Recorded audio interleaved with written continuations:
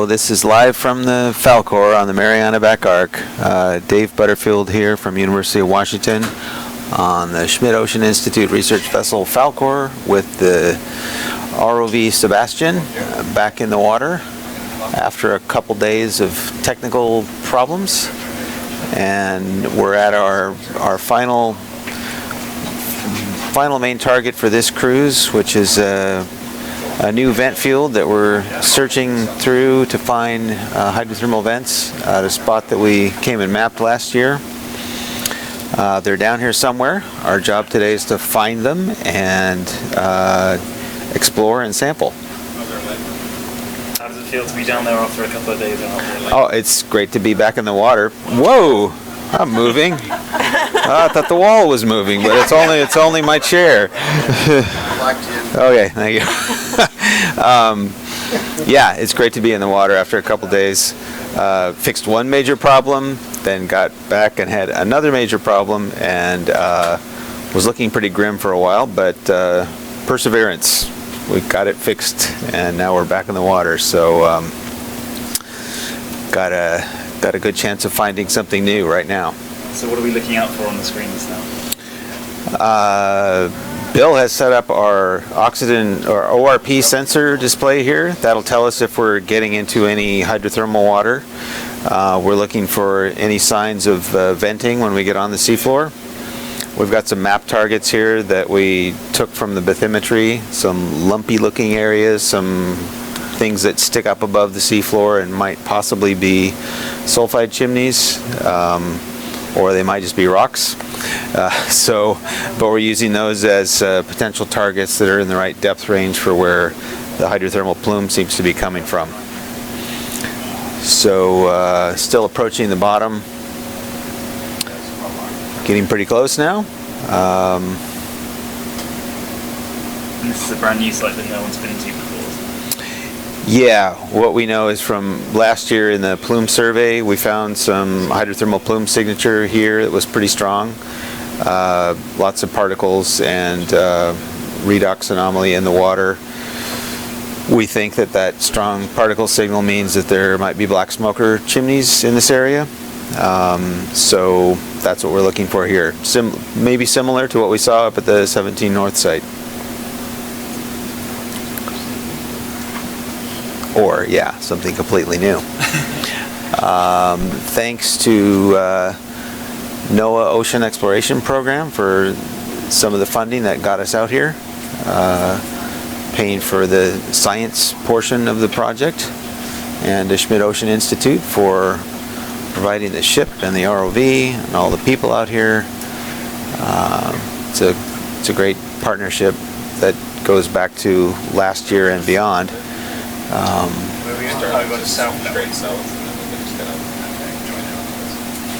We're just approaching the bottom now, getting things settled out. Right near the starting waypoint that we picked out for this dive.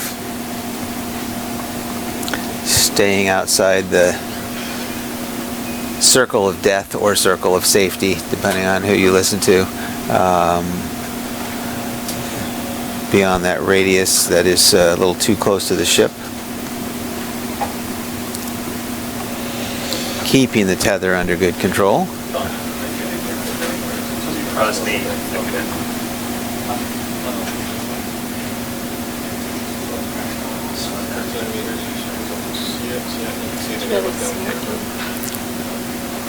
Water is definitely cloudy. It might be clearing up a little bit now, but bottom in sight on the down-looking camera, and here it is on the yep, there it is on the pilot's camera. There it is on the science camera. Got some sediment, it looks like. Lots of sediment. Looks like snow. Wow. Wow, wow. Rough bottom, orange sediment. Look at how flaky that is. What else have we got? There's some dark, yeah.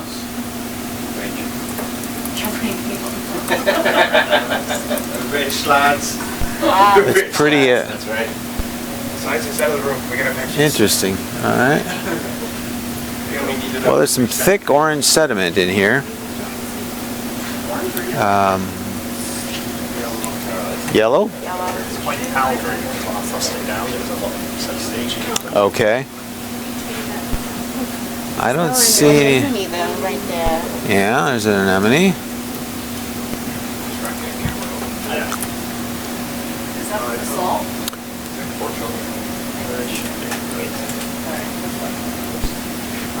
Quite fluffy. Mm-hmm. What do we got? Plates are they're like crusted sulfur or something? Or what is I that? am not sure what it is yet. Is that a sulfur crust? It looks like a sulfur crust. All right.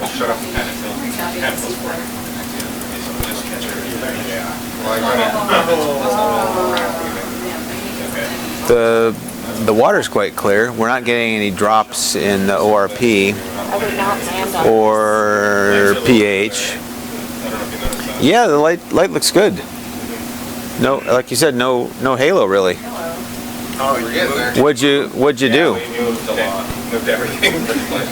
Great. I was trying to get the iris to respond. Yes, do you want to go next? Pardon me? We're just to the Right now, it's like going auto right now. Okay. Well, we're probably in that bumpy terrain that we were seeing, the but sonar. Are we looking at a hill? Off.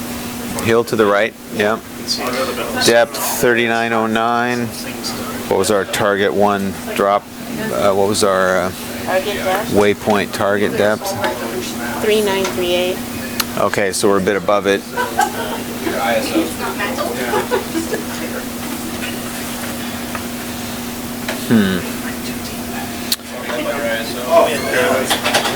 Plume depth. just to the left as well. Why don't you go to 1,000? Okay. Not like I felt sacrificed. Oh, that is that nice different? the sharp object just to the left, you're saying? Yeah, it's On there? but I don't know if it's just We can see what that is. Yeah, about 10 10 meters away. Something tall, maybe. There's a chimney, isn't there? Chimney, On the upper left? Yeah. Yeah, it's on the sonar also. Yeah, here comes the chimney on the left. Showed up on the sonar. Let's go check that out. Are these a few squat lobsters here now? That's something. Little flakes of white. It's not a molten sulfur on it. Well, it might just have iron oxide on it, but we'll see. Nobody. Nobody has been here before. No, there's no cameras there, Bill? Messing with the cameras. Sure. Specifically in this room. Oh, you mean who's been messing with the computers? I see. That we can't tell you. What's that? The scale's looking good. The ship isn't looking as much. All right, this is looks like an old chimney. Yeah, Jason. Yes. What does this go into? Pointing at something? Oh, all right. Old chimney. Right here. Definitely does not look active. This one here? This one. I think that's one of the Oh, that's the ROV Sonodyne. It looks old and oxidized iron. little crap.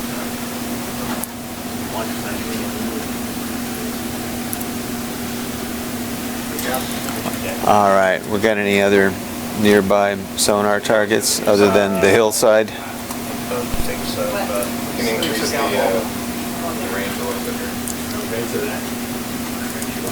We're gonna go down to 50 again. All right, so based on not seeing any ORP anomaly here, this is still running, right?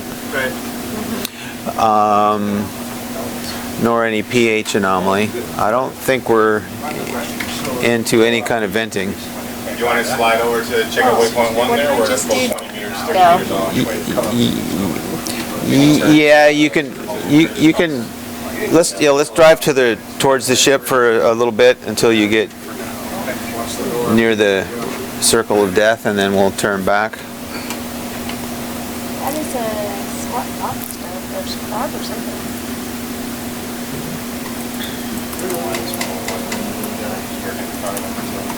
But all the rest of the ones for that keyboard, you want Yeah, let's drive a little bit towards the ship. Back up the ORP, it went down for a while and then it's going back up. Yeah, It went down coming Yeah. through the plume, or and then I just moved it over and it shot up. Okay. Is that a scale adjustment? Yeah, it's on auto scale, so Okay, the scale will change every time. okay. Move the slider. we have a sensor on the vehicle that tells us if the water is being affected by hydrothermal input, and it's currently going up, which means we're going to more seawater-like conditions, so don't see any kind of activity right here.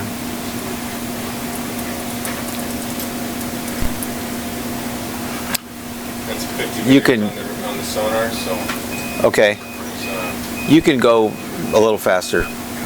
Yeah, no need to creep along, because it's going to be obvious if we see anything. There's a few white things, yeah, but we'll just move and... Look at how that spilled out of that pillow. Uh-huh. That's cool. Pillow basalt in view there that broke open and the inside flowed out. it's starting going. That's good. This is really crusty looking, yeah. There's nothing really 50 meters to the west or to the east, so we'll start heading a little bit south. Does that work for you guys, or sorry, north? Yeah, I mean, I just wander around. Yeah, that's what I mean. Just- We'll start heading north and then kind of doing our zigzag. Well, this is a zigzag. I was going to head you towards the ship and then back over, yeah. Like our sonars aren't picking up anything at 50 meters out, so. So, back to the north now.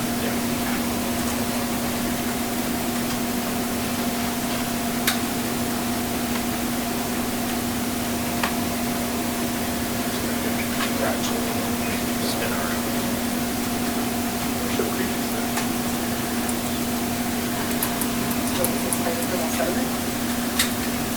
Yeah. Yeah? I think Over so. pillows?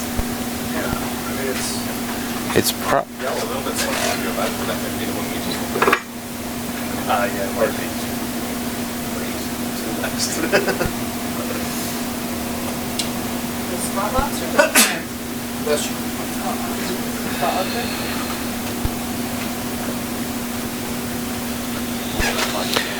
Pillow basalts with some yellowish sediment. Here's another bit of, yeah, old sulfide.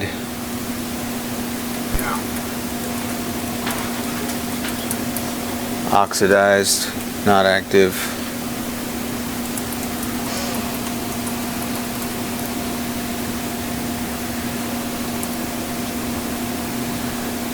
Heading north. Still at the same depth we were when we arrived on the seafloor. Yeah, some squat lobsters there among the pillows. Maybe a few more of them showing up.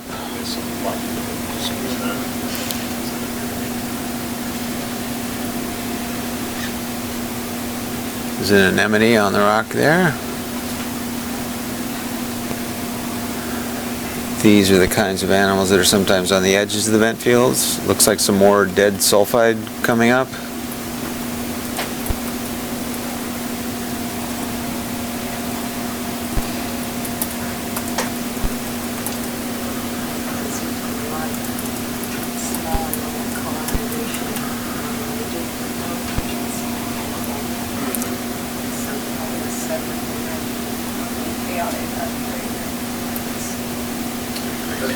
This is some hydrothermal deposit that's sort of got a pit in the middle of it.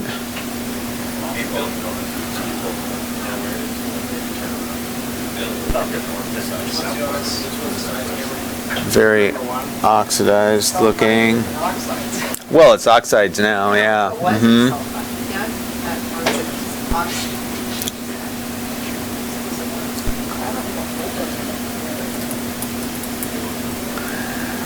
It could have formed as an iron oxide deposit, potentially. We're not getting any kind of whiff of hydrothermal output right now. we're flying right over the top of it, so That's a lot of sediment. That's a lot. yeah, it is. Intriguing.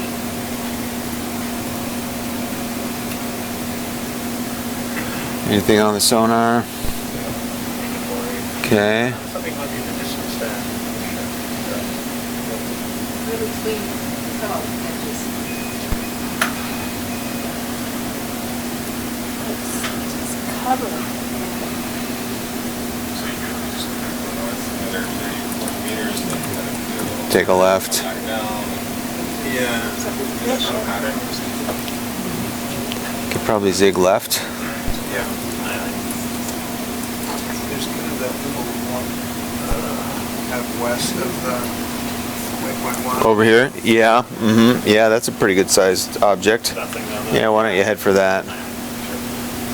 We don't know what our offset is on this map at the moment, but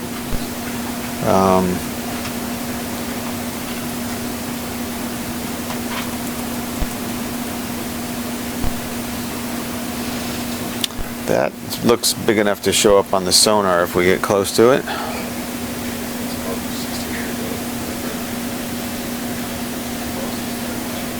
Well, those are 10-meter boxes, 10-meter squares on there, right? Yeah.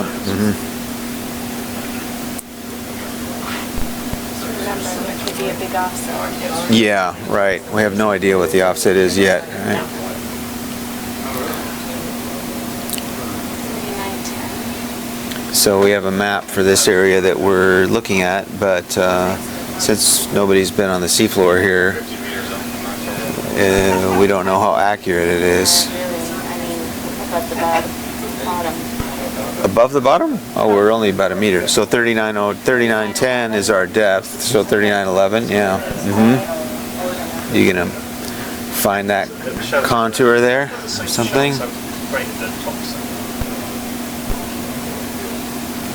Yeah, see what the depth of that little blip is, huh?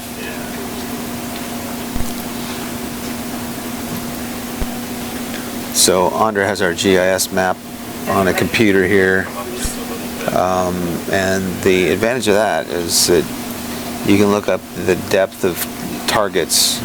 Depth is one thing that we can rely on here. Our exact lat long position is not so reliable. Chimney on the left. Oh, it's the same one? Same guy? Let's see. Or is it? Turn around. Yes. Looks. We've had an anemone on the top. There's another one behind it too. Yeah, I guess. It might be different.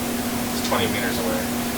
So this does look like a field of chimneys, which is what we suspected from looking on the map, but it's a field of dead chimneys. I don't know, the water's pretty dirty though. There was an off-road, right? Yeah. There's something out there. Yeah, but the lower. No RP is nothing? No change in ORP. Dropped when we came. It's drifting up. Plume, but it's been going up since we've been on the bottom. So this is probably not the current source. Carry on towards that bubble. Yeah, is it anything? That's a pretty big, so Andre's looking up the depth of that target. Current depth is 3913. Looking down though? I'm moving it around, but it's out of focus. Some to your left. I think that's the same one. Yeah. Look left again. Don't forget that.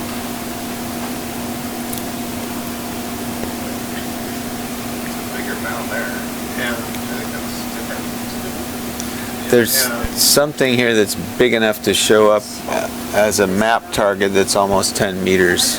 I think that's According to this, from us, from earlier. the Century data would be way off Way off in depth? if this is our, well, 3911, the only places it be are way up here, and we're way down here. So something's wrong.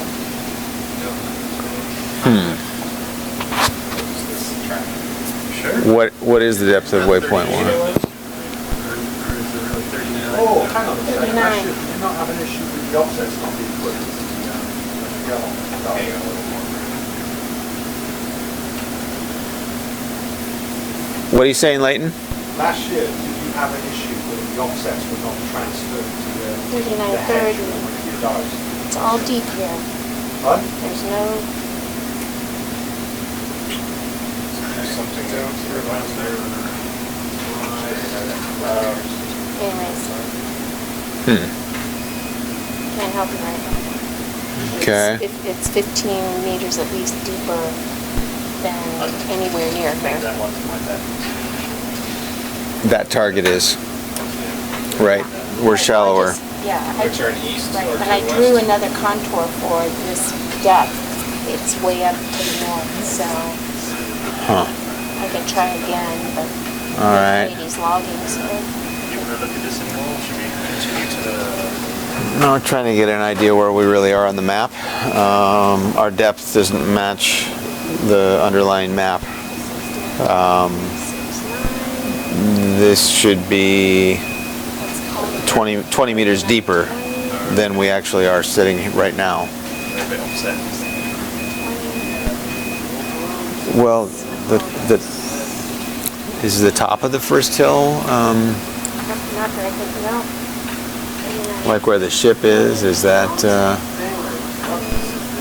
could we be on top of that? This hill, 3923 3923. over here. Yeah. Yeah, 3920. So that's not high enough either. no. It's only Yeah, here's 3920. Yeah. We were at 3909. Is it really 3 meters? I don't know. So Well, I mean, we it'll were be just on the 39.21. we were just on the bottom, and this is the 3920 green line now, and it's not showing anything there. And we were at 3909 or 3910. 11, yeah. Yeah. So, So where the heck are we? Are we? It's not even this stuff here. Is that huh? no, this is 39. It's Bringing out 3923. multi with that up. So Dave, how about we head west and see if we find that crack? Okay. Yeah, that's a big Right feature. west of the crack. Yeah, we need some feature we can recognize, and Okay. All the way to the end. if that doesn't show up, well, it's got to show up. Comes all up and down here. Is that going Well, down? unless there's been an eruption, guys. So, you want to go basically straight there? I'm going to get the ship moving.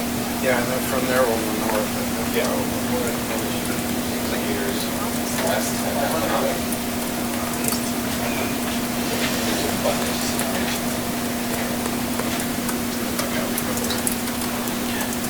So we got a lot of old chimneys here.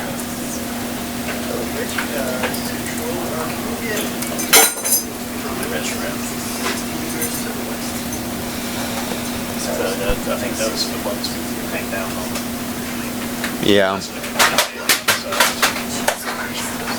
Everybody's throwing things! Why is everybody throwing things? Ship's starting to move now. Down. Half a knot. All right. Tracking west.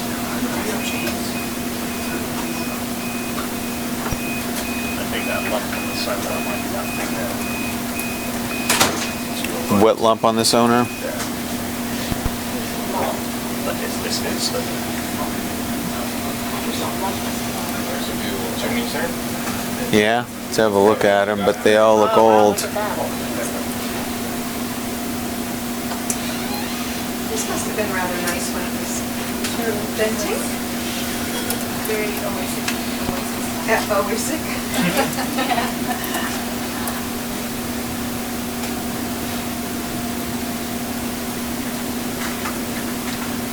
Like our stuff and carry on. Yeah. You can go slow because the ship hasn't really started blowing. So we're waiting to move the ship to the west. There's a big fissure that's off to the west of us here. I'm going to try to locate that, see if we have an east-west shift in the map.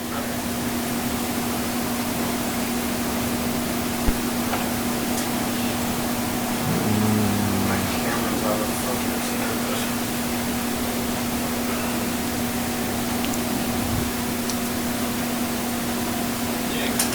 Do you want? Do you want autofocus on, Bill, or do you have it on? Put it on, yeah, it's on. Okay. We're just probably up above the lights now, 5 meters, 7 meters up. We're just getting called by the building.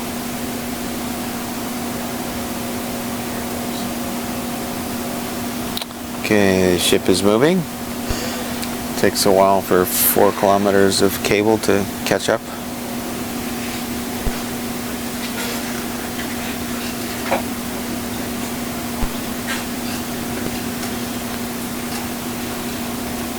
It's 4:30 in the afternoon here,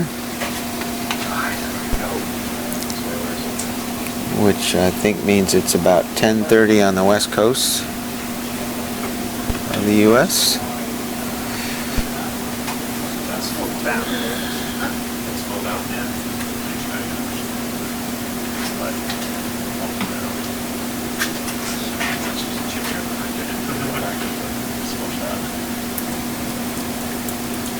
Basically, right now the ship's moving, so it's going to be pulling your boat back and so you should pull back.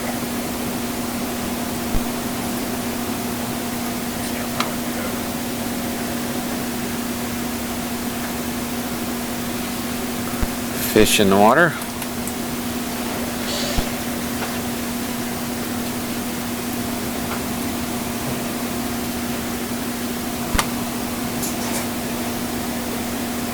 Which camera is this? Is this the Starry camera? That's the science camera. Yeah, that one. That way there's the look back. Rear view.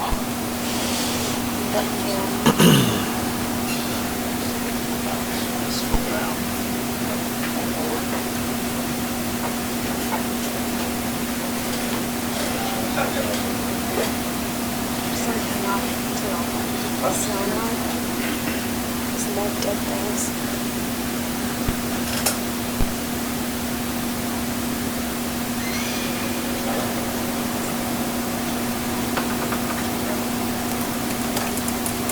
That's going in the right direction. As in deeper. Yeah, Yeah. there's something coming. Fish going full down or There's something. something here in the distance. Moving out there. Yeah, another chimney it looks like. It's yellow. Mm-hmm.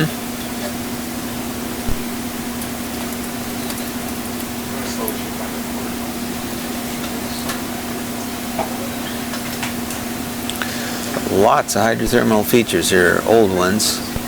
Activity must have migrated somewhere else. Waypoint 2. Waypoint 2 maybe? Yeah. Our points that we picked out on the map, one was some lumpy features on the side of a hill. That might be what we were just looking at, these old sulfide chimneys. Another's a pretty large, high feature near a fissure. And that's what we're headed for next.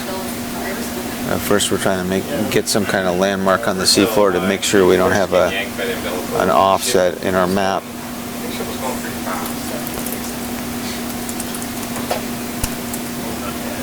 Coming down in depth, 39, 27, 28.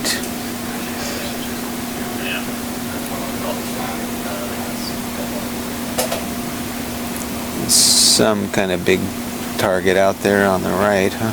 Or, well, is it moving? Moving your head. Yeah, there was one there. Okay. Yeah. See this? Hmm? This one is dead. Yeah, it's dead. There's no active biology down here other than a few. There's a few squat lobsters and a few anemones that we've seen, but no concentrations that you would expect for active stuff. He's got little nubs on it. Let's Oh, you see the nubs on the pillow?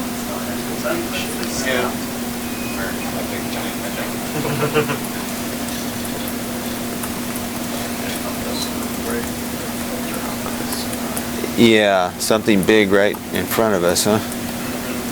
Looks like a scarf, so maybe that's the structure we're looking for.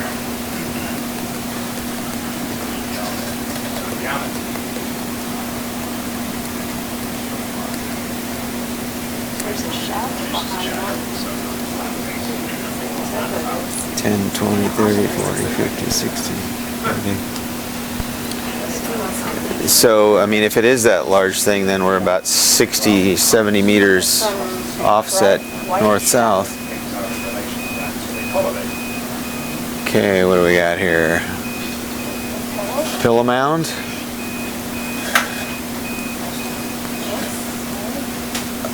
A fragment of a pillow mound? What's that shiny? Is it? Not sure. Get up close here. There's pillows on the base. There's a broken pillow. There's a broken pillow. Yeah, those are pillows, it looks like. It's like a fractured pillow mound.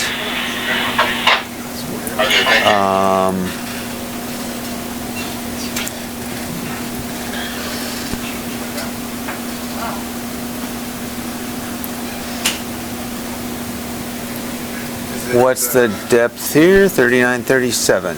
Would that, does that match that feature on the map? That's this guy, waypoint 2? 3947, 3943. We're at 3940, 3939 right now. This is 3947. So that's 3947 is what that's supposed to For be? that little one. For the little guy? Yes, guys. Okay. Here, they kept going to these little features that like So this ridge is 3937. Just sticking up by itself. Okay.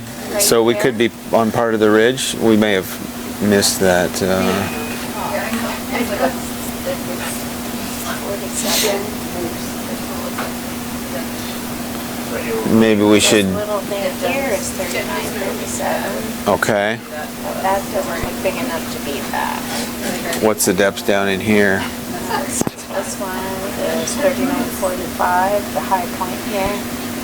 3947. Okay. So this is all deep. So we're probably up in here somewhere, huh? I mean, there's ridge, 3939. Mm-hmm. This is 3947. Should we drive north? Yeah. Let's go north. That's quite a So there still should sharp wall. That's probably that. So there still should be Feature. features off to the left. Yeah. To the west. Mm-hmm. So we should Keep going west for a bit. a little bit. Yeah. All right. Yeah. Sorry. Let's keep going west. Drag the map to the right.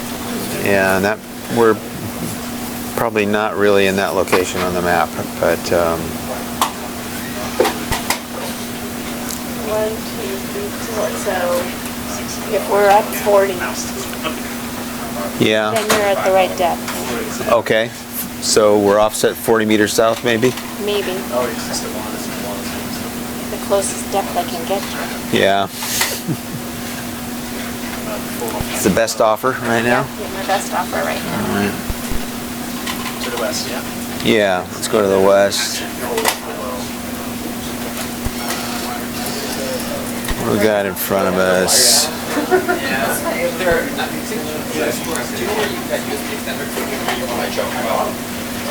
So we got a ridge in front of us. So do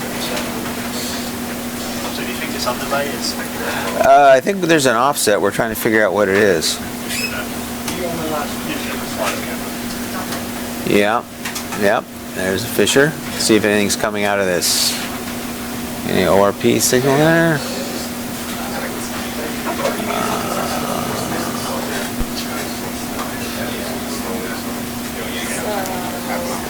We're looking west and we're looking at something.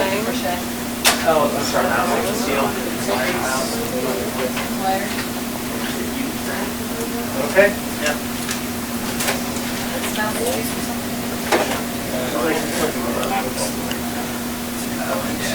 Facing west. Yeah, so here we are. So this is the fissure. So you think we're like up in here? Yeah, I bet that pile of pillows was at waypoint 2 probably.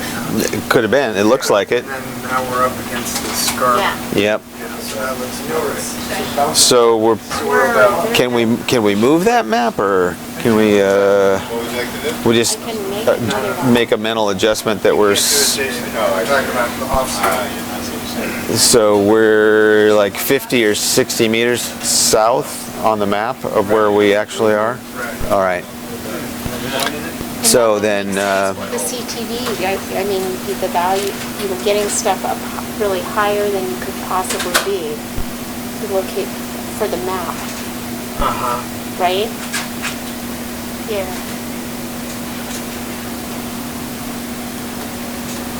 all right.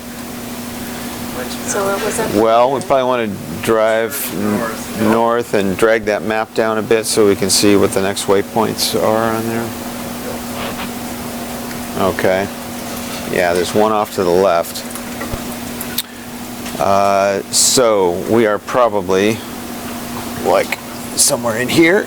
Yeah. We could go up to that thing and come across. You want to try that? Yeah. Okay. Keep them in order. That's waypoint 3. So zigzag your way. Yeah, basically, I don't know if we got it. We're not too much offset east-west. Maybe 10 meters. The sub's 10 meters off to the left of where it actually is on the map. So, you know, we're probably up here and over there. So you're gonna go. North-northwest? Yep. North-northwest.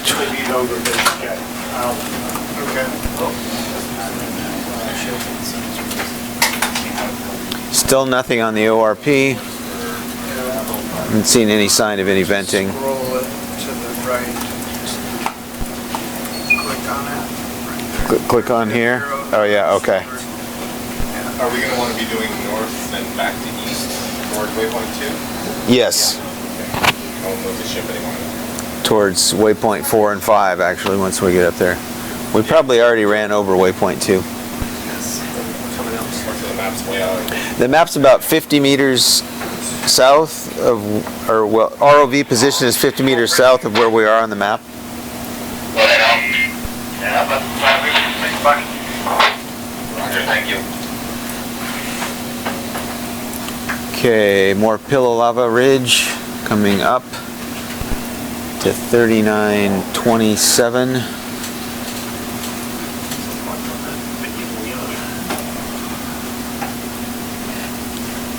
Looks pretty old.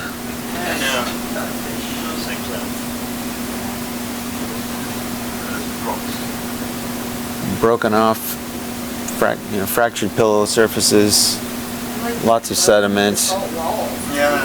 Yeah. So we're in this kind of terrain right here, actually. Then right now,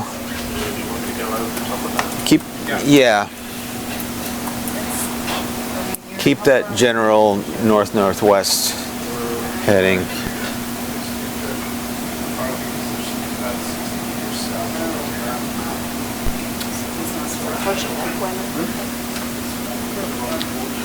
Depths making any sense? Or I believe so, yeah. yeah, okay.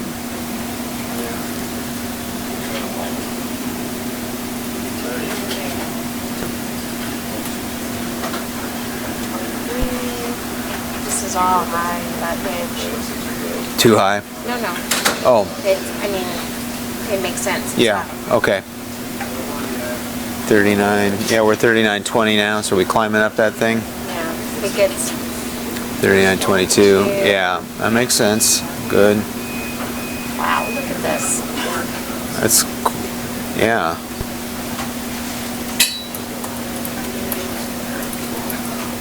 Nice view of broken off pillow lavas here.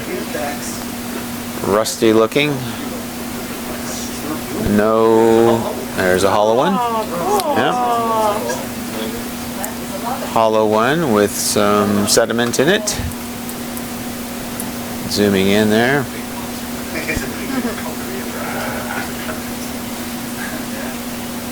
The lair of the honey bear.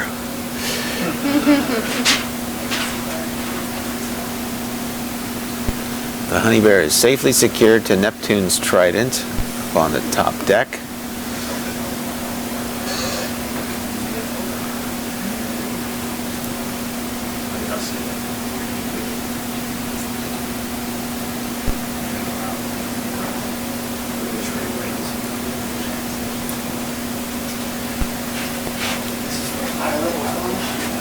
$39.15. Look at those, the bears.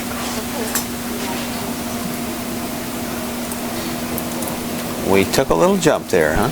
On the map.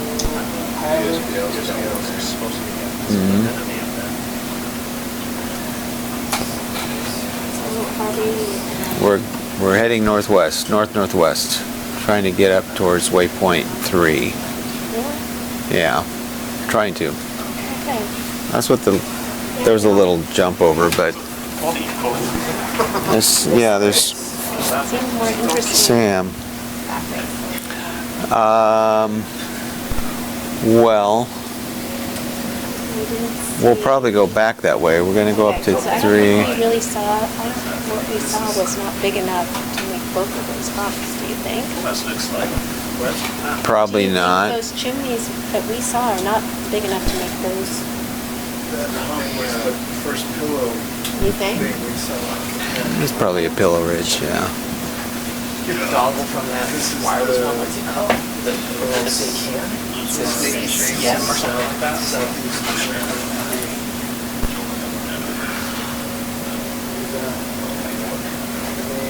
PK and a CM. So we're driving over these fissures. If there was any kind of hydrothermal output, we should see it.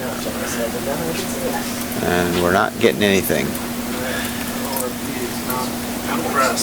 Not at all. There's a few little things here. Yeah, there's some squat lobsters.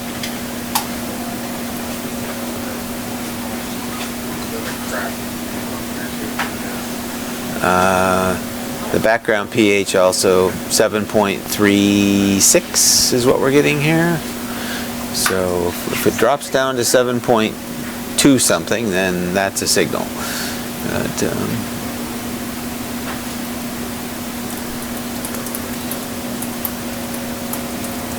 water's clear, relatively clearish. Which way do you think you're gonna want to go here? slowly get the ship moving. Are we still north, or do you want to go back east? A little, well, we can go a little bit more north and then turn east. I don't know. What do you think? All right. Take it to the left. Yeah, there's another ridge to the left. Ridge to the left, so we are on the map. It's almost as if we're actually left of where we actually are. Yeah. Well, no, I think we're kind of up in here. We might see that on our sonar, but We've got a big line. yeah. But that's almost.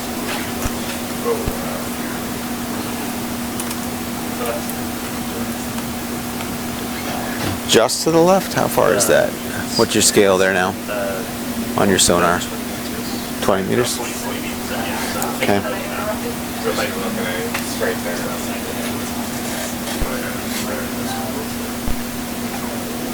Okay, what do we got there?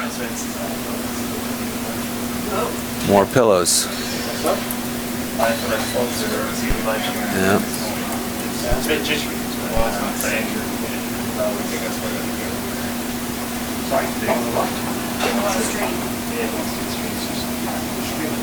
Yeah, but there you go. Yeah, let's keep moving north.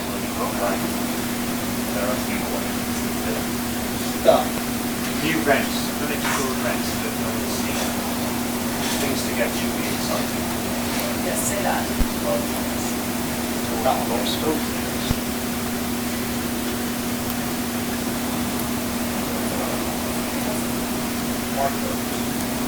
Try not to talk about that too much. 3911. All right.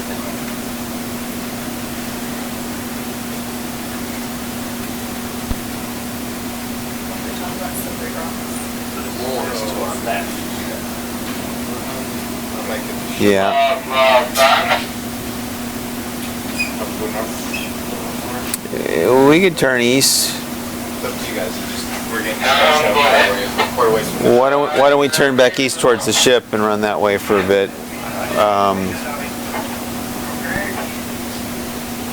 And then I guess you could move the ship a little bit. Well, you decide. Well, if we Move go it a little back bit to the on north. Where it is now, and then we'll bump it up north once we do the. All right. Yeah.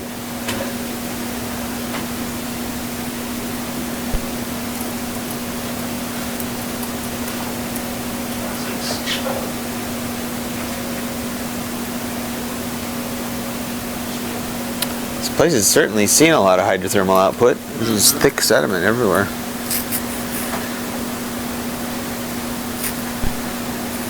Now, is that just raining down from up above? When you get five, just check. We hope. Mm-hmm. Yeah, watch What that else main do you res. white things? Are they baby with squat lobsters all over these things? Once you do that one,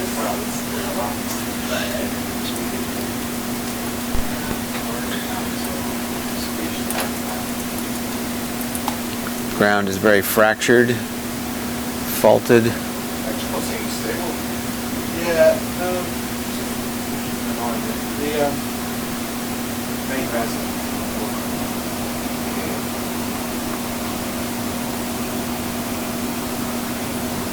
The other two is after an hour.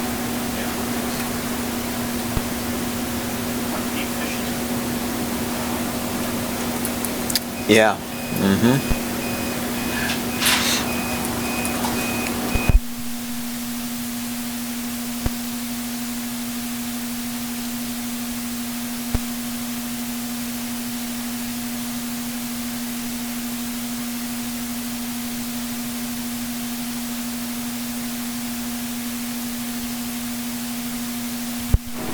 What I'm thinking is, if we have to bring it back, what we'll do is we'll bring it back, turn it around really quickly, and just throw it back. Yeah.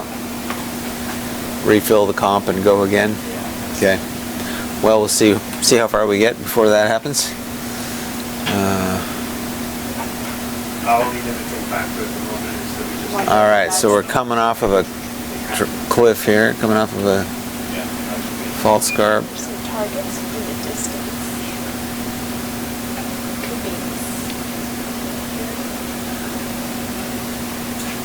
But, I don't know about random fashion. Would it be easier just to go airborne and come to see when it's trying to find and then use the old? I think we're gonna see the bottom of the ground for indicators.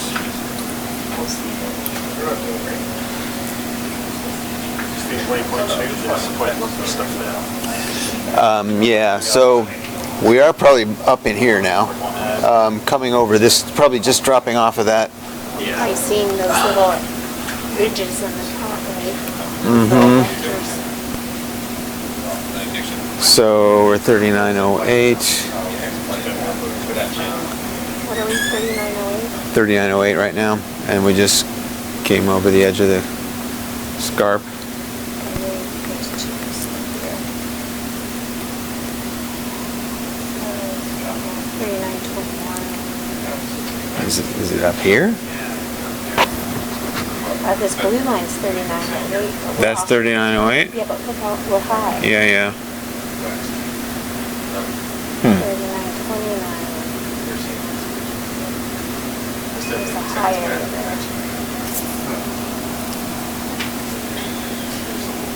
Broken stuff.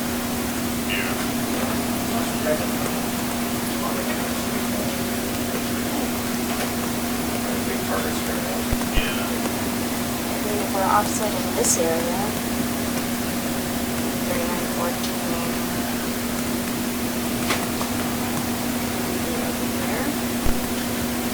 Maybe on this curve? Maybe. 3917, 3922.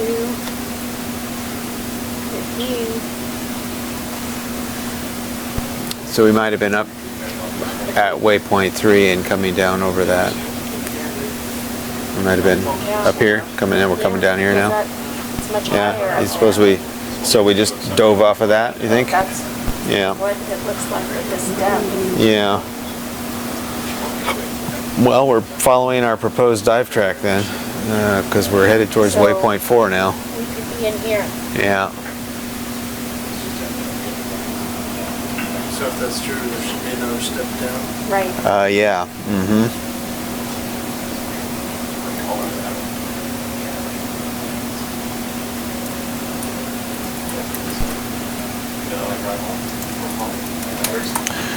Well, it appears our venting must be north of us. So,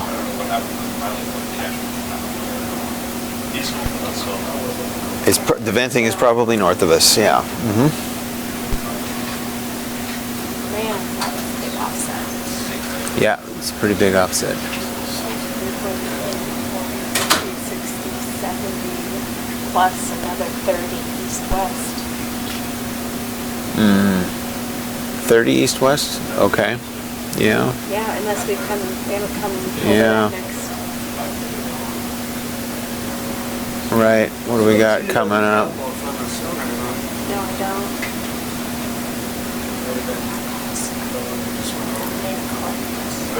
Very distinct one. Yeah. Now we're going up a slope. It's like that little hole there.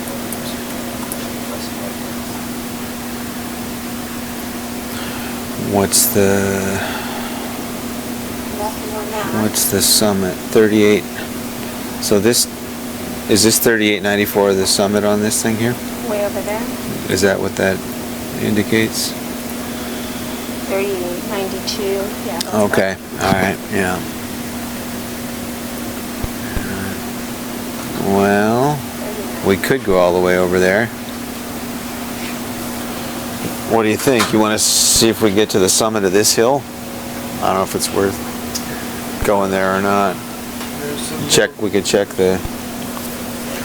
Check the. Bumpiness there. Yeah, we could check the depth on the top of that feature. That's all right.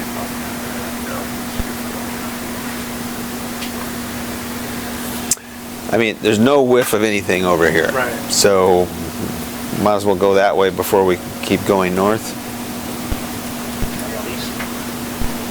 What are you guys thinking? Keep going east for a while. Go up this hill. Check the depth at the summit. See if we can match that.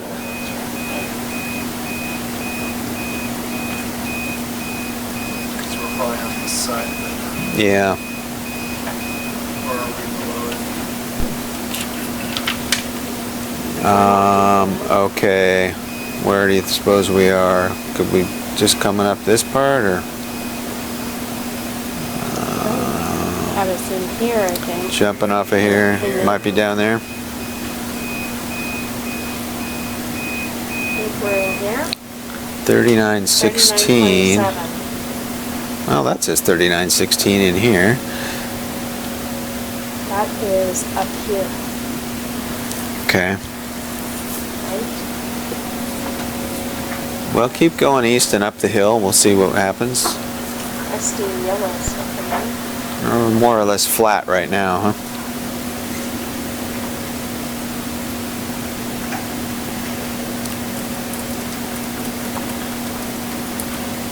Flat, sloping down to the south a little bit.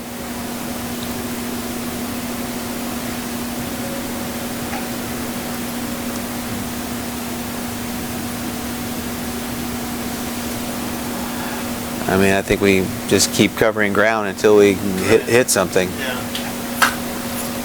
It should be pretty obvious when we get into it. There's a big plume here, yeah. So this green line is So it's not coming from here. See this green line? It's 3920. That green line is 3920, okay. At 3915. So we're above that. Right. You're above that. Well, I'm gonna just go how far. There's altitude too, so it's not. Okay. We're about 3920. Okay. They were on the left, going up the hill. With the north, going to the north of the ship at the moment. Right. Okay. Let's keep going this way.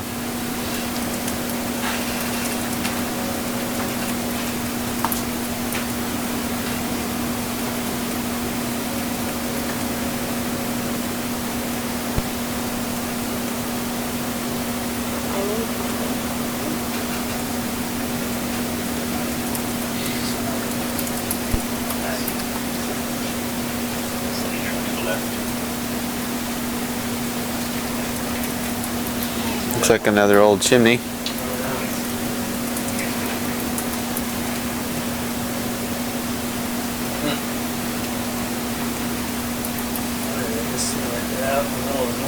Mm-hmm. There's a fallen down chunk there.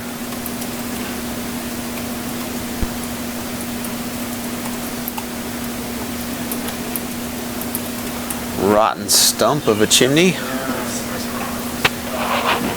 It's like logs falling in a forest. They sit there and decay. The microbes eat them up, oxidize them.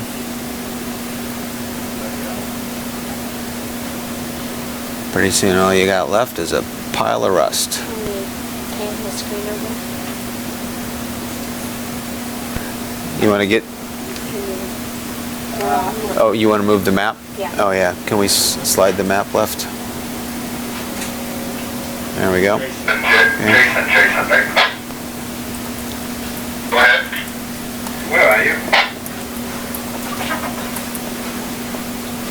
Yes, okay. Don't worry about speed. Well, we just want to keep moving because we got a lot of ground to cover potentially. Fast is good. Fast is good, yeah. If there's, we're not going to miss anything. If we're looking at the bottom, we'll see it.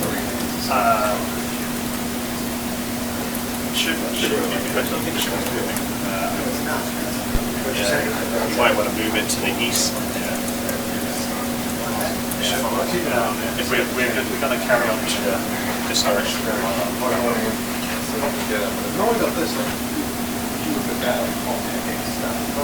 East 50 meters.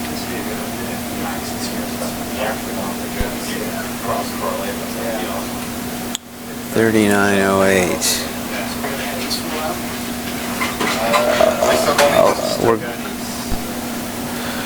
We could just turn back and do it very quickly. Well, Can you zoom out on the map?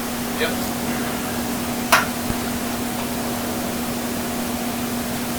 all right. So we think we're further north than plotting. Yeah. We're up by 5. Okay, so... If we are by 5, if I turn north, we should hit that hill. Right, let's try to do that. Okay. That'll That's confirm about- where we are. That's about 100 meters, maybe. No, that's about less than 100, about 50 meters north, we should hit. Start going uphill. Eventually you'll have to move the ship north. Yes. Yeah, that's what I'm just trying to play a little bit here. So. Okay, at this depth is a real pain. Well, it just tugs us quite a bit unless we line it up good. We can do it, it's not a problem. Just try to minimize it.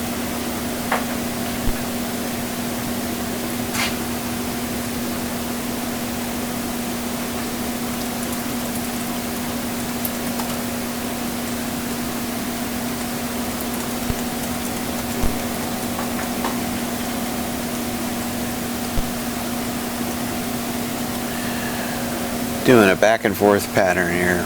Went east to west, then up north, back to the east, going north again. Working our way up the map.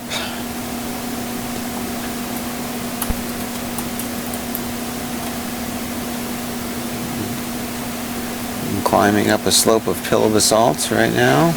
Most everything we've seen down here has been pillow basalts. Some of it very fractured. Pillow basalt's an old sulfide material. That thing on the sonar looks like that change in slope.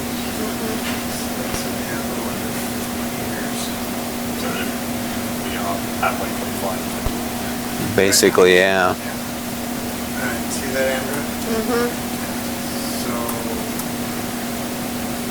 I guess we don't really know the east-west part, but Yeah. the south part's about 50 kilometers and 50, 60. So there should be a pretty prominent thing right here, that pointy Definitely is. object. 20 meters long. Okay. That we ought to be able to pinpoint. Let's see where we are with that.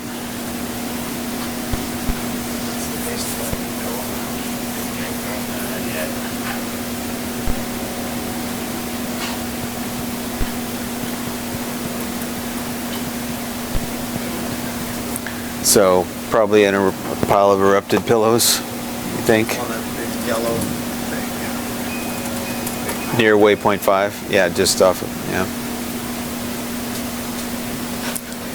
It's pretty sharp.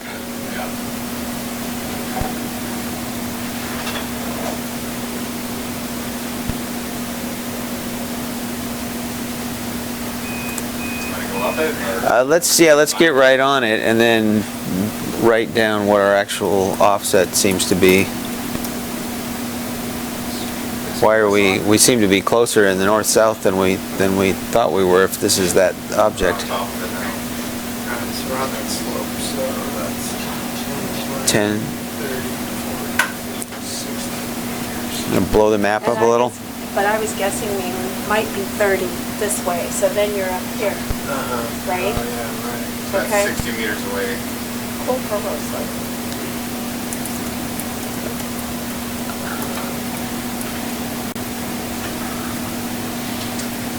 So we can either sort of follow, go northwest, sort of follow the waypoints. Mm-hmm. Or we can climb up to the top of it and then go west.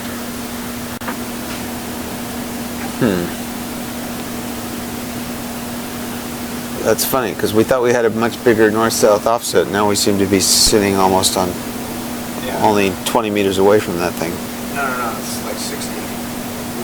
60. Well, but aren't we sitting? We're not on that bump. We're up Yeah, this- we're up there. We're up We're there. up that little dimple. All right. Here. Right. Okay. The big sonar reflection was the front of that. All right. If we go to the west again, we should hit that big fish thing. Right. So why don't we do that, because that'll help us know where we are. We're not coming south again, so I can bump the ship up a little bit. Yeah. Yeah, see if we go into that little entrance Yeah. on the map. Yeah. That'll pinpoint us east-west. Yeah. Okay. To the west. Yeah, so let's follow sort of at the base of this slope. We should be able to follow to the northwest. Take the turn now as well. Take the turn now as well. 40 meters north.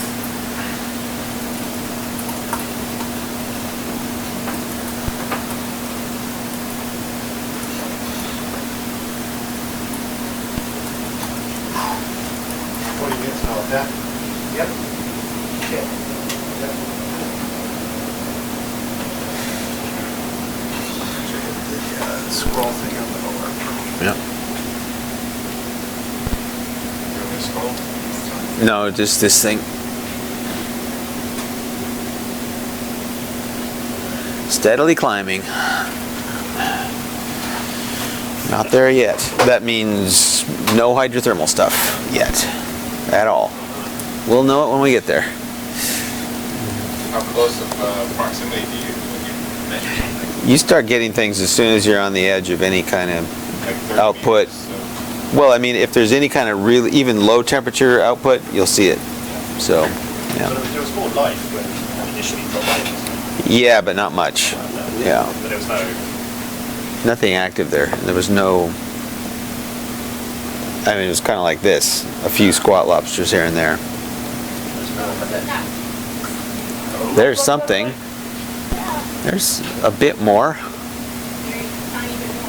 But there's something over there. Oh yeah, that's something. That's got some white on it. Now we may be talking about something here. Yeah, some smoky water.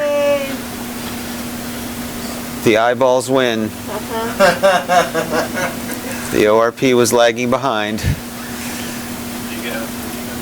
We're going to get one as soon as we get in this water, but then we already know we're there, so. Right on top of it, eh? Yeah. All right. Let's, okay, depth here, 3912. 3912. 3912. And there's some older chimneys back here too. What is the white? What's the white shrimp? Tiny shrimp. Like regularly spaced adjustment. Not a lot of animals here, huh? Yeah. Let's zoom in and see what animals are here, just to, in case we keep. All right, we're gonna pause here and look at these animals, see what we got. Yeah, they're pretty slow. In basalt. You can see that. Yep, shimmering flow coming out of the basaltic cracks here. Limits down there on the crab. Shrimp, two different. Yeah, it does look like two different. Oh, that one there crawling looks different.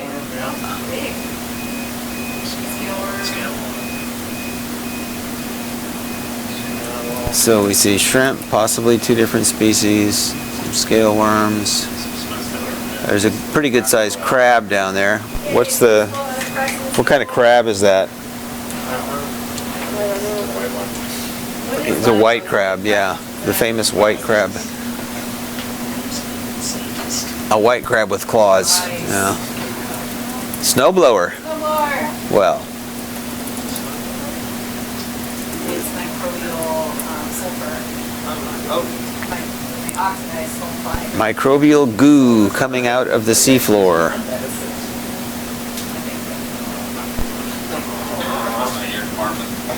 You can see it, I don't know what it is. That's down the hall. Yeah, it's pretty sparse here, but in terms of the animals. Let's, should we look over that little chimney? That was Did we get a good view of that one crab? I didn't. I don't know if I got it on here. Go ahead, Al. Well, we could follow this line of smoking water. There's a chimney to our right. But there's Okay, thank you. Oh, stuff on it. okay. Yeah, there's a chimney to our right that has white stuff. Doesn't it look though like that smoke's coming out of the hole? Yeah. Yeah, there's like a crackle on here. That's all shimmering. Now the ORP has dropped way down. Finally saw the Thank you, ORP. Lots of sonar now.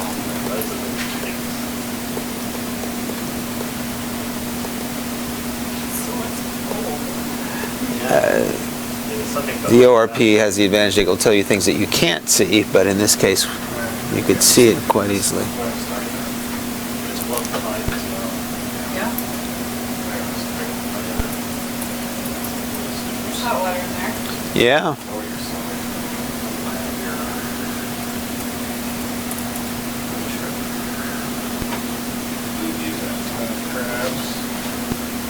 some snails in there tucked in there. Yeah, let's have a look here. Yeah, it's not deep. Yeah.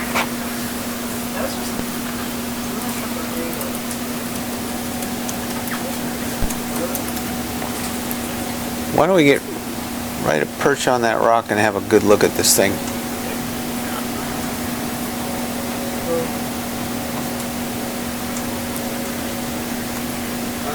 Trail. Coming in for a landing. This is pretty close to the rock. Oh, I just want to have a good look, see what's there. Want to see the white stuff? Yeah, they might really so they can get the water right off the bat. Just don't come down hard, just kind of touch it. Okay, have a little bit more so you're not going to get cold well. Interesting looking Yeah. structure here. It's like it's kind of falling apart. Leaning to one Microbial, side. it's A leaning tower. You can't tell if what? If the white is microbial or mineral. Uh-huh.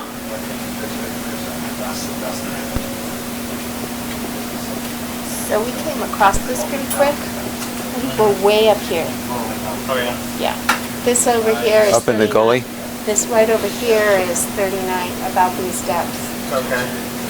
So we're in that little, In the gully? Yeah. Yeah. although, I don't know, you know, some, the opposite section of property. So it's, is there okay if I Just let it land first. Okay. Well, I'm trying to do it. I mean, it did not take that long to go over there To go, to go from this uh-huh. to that. I mean, this is all deep. Look at the sonar though, it looks like there's a V sort of off to the upper left. Right. I wonder if that's, Well, I don't know. Big crumb label on Just that. telling you where the depth is. So the depth is way up, either way up that canyon See, or, this green line's 3920, so this stuff over here is our depth right here. oh yeah. So could we be here, is what you're asking me? 3917, I guess we could be, yeah, so. but we came off- 3913. We came off that pillow slope, yeah. Following that side of it. yeah.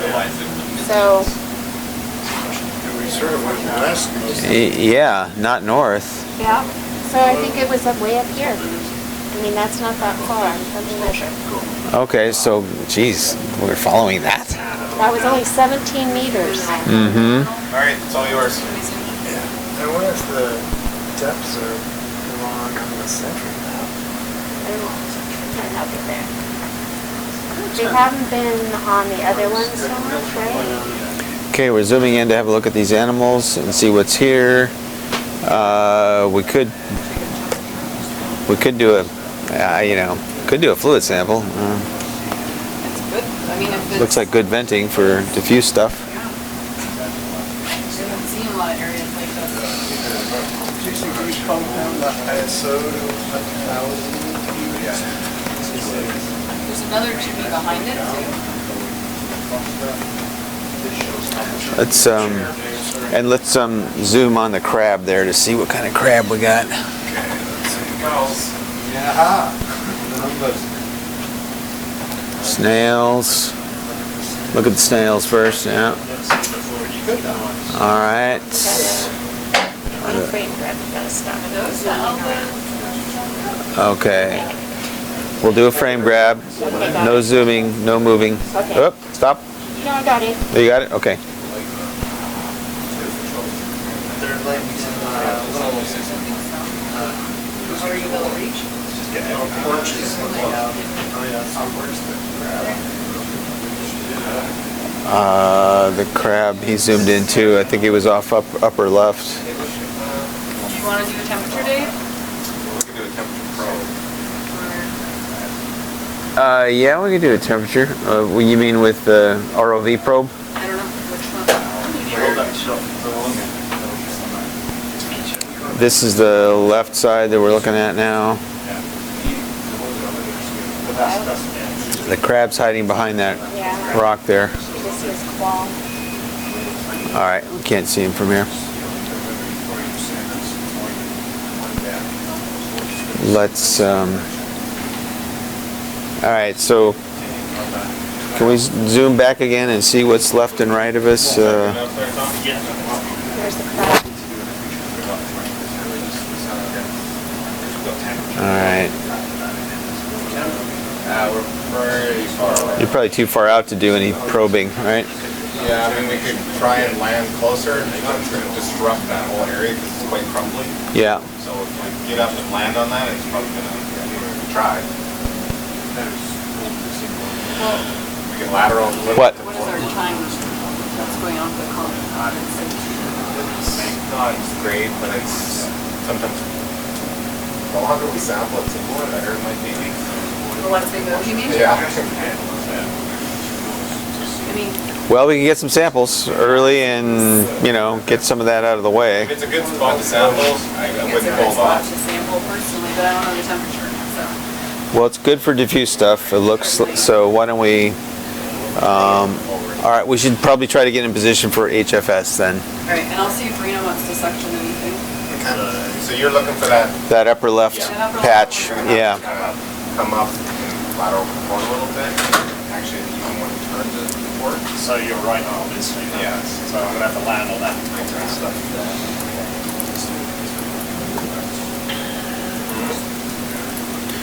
So the ORP dropped by 100. It sure didn't give us any. It didn't pick it up ahead of time, no. We were kind of upwind of it or something. And Interesting.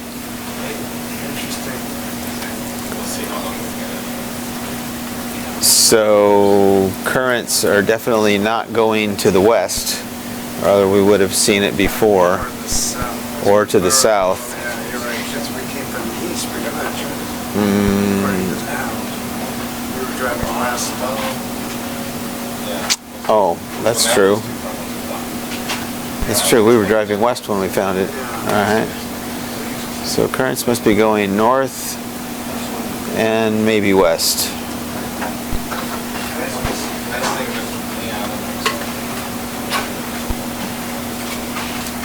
So Rena's not sure if she can get enough sails at this site, but rock with limpets might be of interest.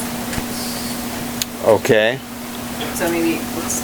We'll do fluid sampling and then we'll find the rock with limpets. Yep. Okay.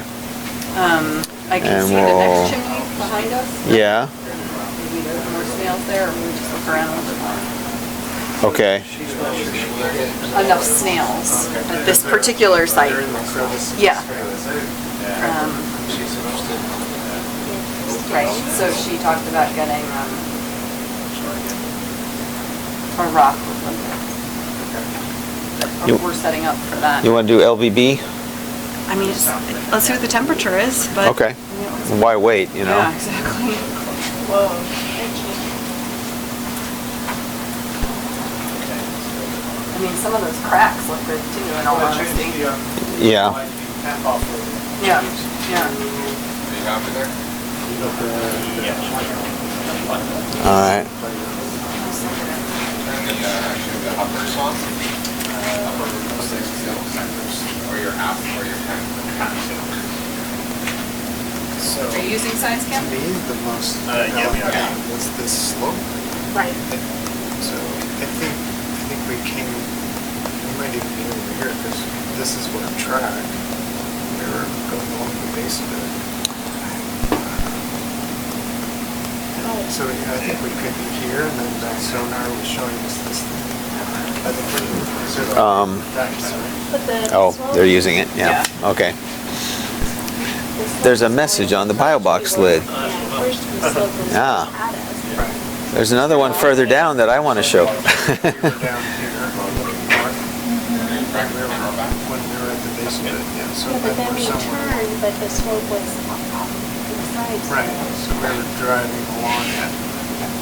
And then we started seeing these things. Same. Well, all I can tell you is that the green line is 3920. That's, we're above that, so. Right. Okay, we got a hold of the hydrothermal fluid sampler. We're going to go out there and take a temperature measurement. It's right in there. Probably take some water samples here. Matches our depth. This is 39. Diffuse water samples. You want to zoom in there, or you can rack the camera up? Out. Wherever you like it, Julie. This is for you, right? But Okay, there's sort of upper left. there's Where's things our in yardstick? here that are- I don't know. I was right behind Bill. But yeah, right in that shimmering water upper left.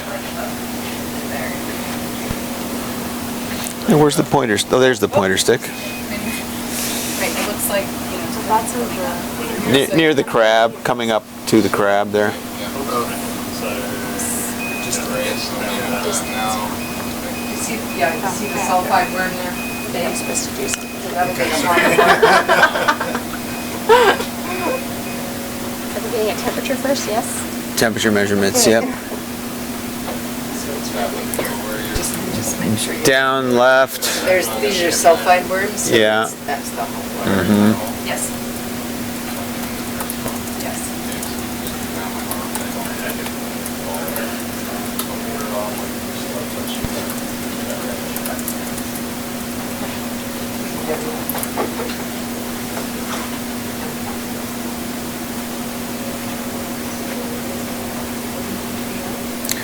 So we are setting up to take some chemistry and microbiology samples. I get down to it. Looks like there's some warmish. No, I don't yet. We're not in it yet. Hang on. All right. Okay, temperature's going up there.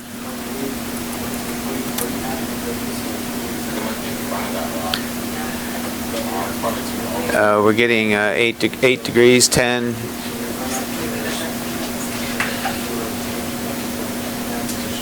Better.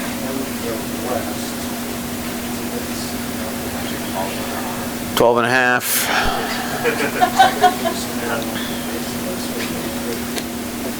Temperatures slowly going up.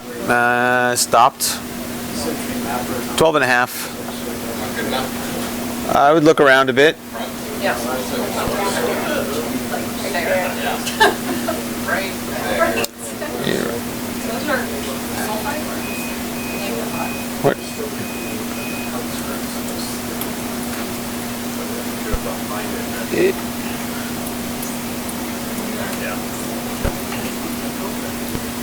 Okay, right in there. Oh, these inside. Keep going. There you go. Now you're getting in there. I think it is. Okay. 16, 17. What happened there? Nothing. It's in there. How's our temperature there? 14. You were going up, and then you did something, and it fell down. How about now? Okay. That's going up. Going up. 20, 22, 24, 27, 32, 33, just 34, 35, going up, 40, 40, 42, 44. That looks like a pretty good spot. It does. So what happens if you're 45. Oh, why does it always do that? Oh, That's not me, just so you know. It's predictable though. Yeah, let me try again.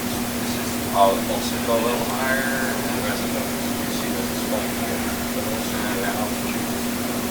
drooping. It dropped way down. Yeah, we had 46. I'm gonna go deeper.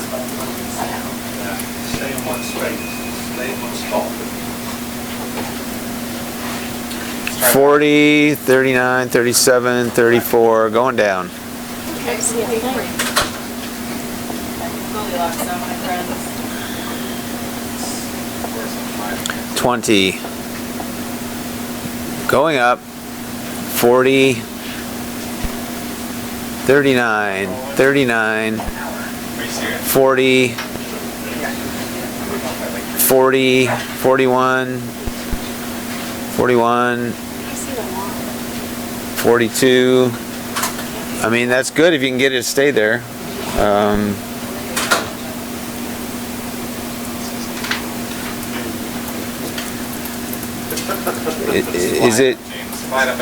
Is it locked or? Locked right there. Okay, that's good. You stayed in there. 40, 42. Oh, now it's dropping. 33. Dropping like a rock. It's 10 minutes I hold it,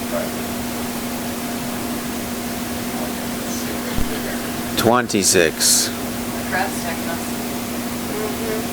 It's got to be right up against the upper surface there. Oh, now you're moving the rock. Okay, try that.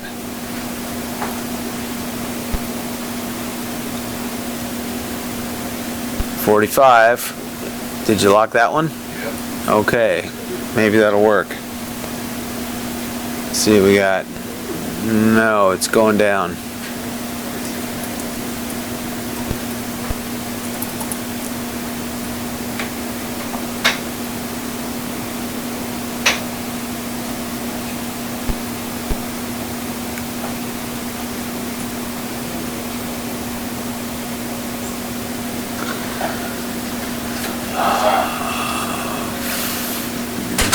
That looks like it might be good.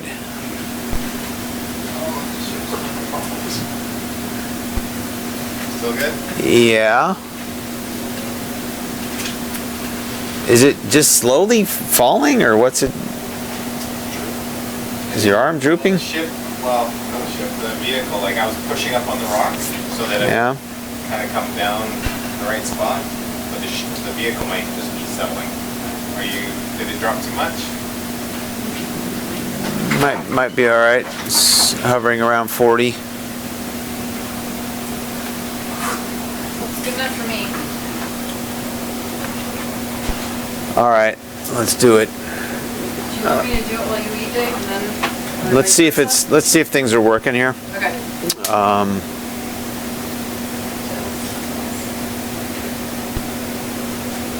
Let's try let's see, that's 40 degrees. Let's try a bag. Well, let's see. Let's try pH first. See how we get with that. 40 sensor reading.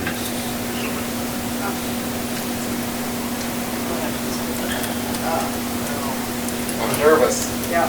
Technically, I should just be okay to make this go off.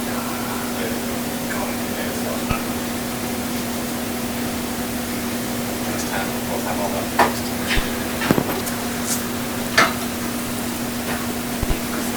Oh, you're moving. What happened? James, Still cooked to it. the vehicle, oh, it's coming back up.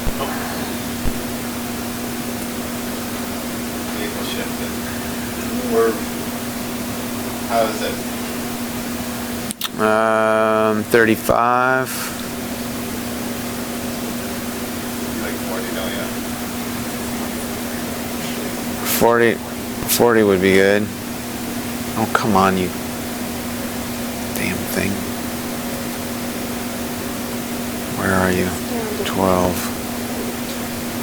12 selected. Okay.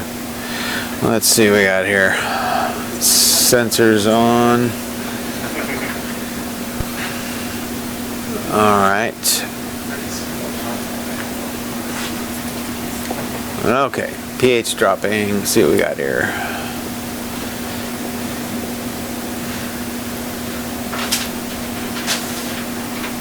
Is it dropping too low? I gotta pay up more lunch. Yeah, you know, while we got the sensors on, I mean, you could probably try and move it. We're down to 33.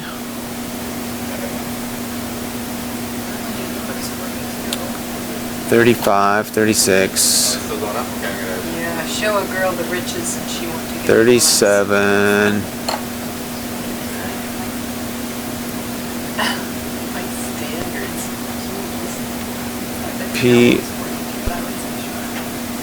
pH is 5.3. 5.3. Yeah, at 35. That's good. Doesn't get better than that. Shakes. My expert opinion. Subtle political language or whatever. Just managing expectations. Oh. Right. See how it is. Waiting for things to stabilize here.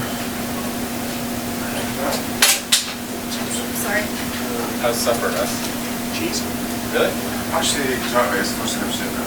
Cheese. No, I'm supposed to have said steak. 5. Awesome. All right, let's say pH 5.20. No, it's still going down. Oh, temperature's up. Temperature's up. Never mind. I'll wait. I'll give it a minute. Yeah, we're at 42, Jason. And the low. And a low pH. Yeah. That's the Goldilocks zone, my So temperature 43. pH 5.11 and oxygen 1.51. Have a little wander around with the camera if you need it. Ask the bosses. All right, let's try. Just a sec. Okay. Let's try.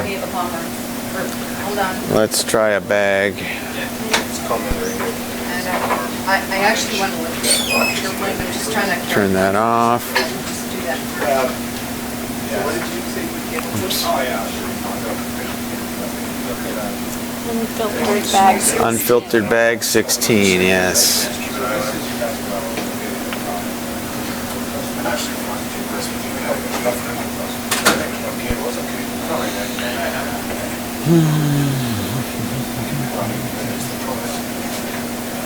pH 5.2. We got 400. Okay, ready to start bag 16, starting now. Unfiltered bag 16.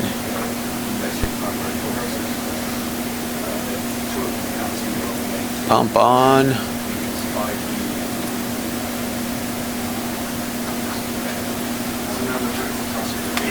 Getting some flow.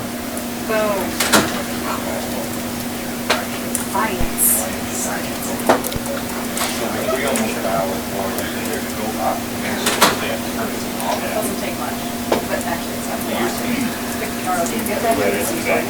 We can do a commentary on when Sure.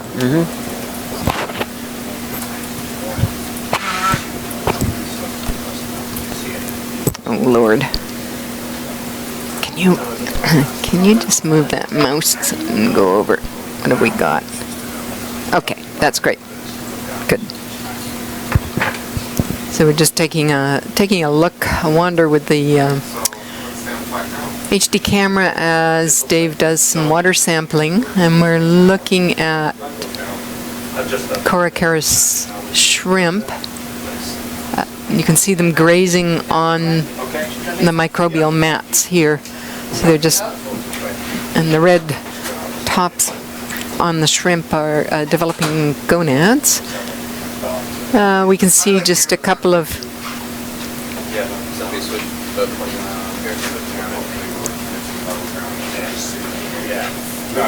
switch the camera view. I'll try and get more data to do that. So we're looking at the claw holding the water sampler at the moment. You just have to wait this out a couple of minutes. They're doing it.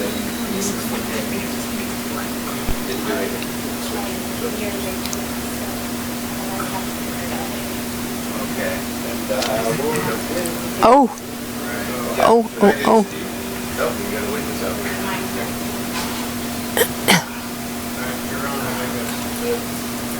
So it's a glitch in the matrix system. That's a glitch in the matrix. So which camera is showing? That's where you get deja vu from right now. It's the Hannibal one. The overlay. Okay, that one's done. T-max 43.2, average 37.9. Oh, shoot. 403. And T2 is 15. Write that down. Sample log. I gotta write the sample down. Okay, I'm going to try a piston. Make sure we If you want me to move it. Yeah, go ahead. filtered piston number 1. It's not showing online anyway, so. Are you doing sample log there, Marina? Yeah, I'm trying to get there. Okay. So that's unfiltered bag 16.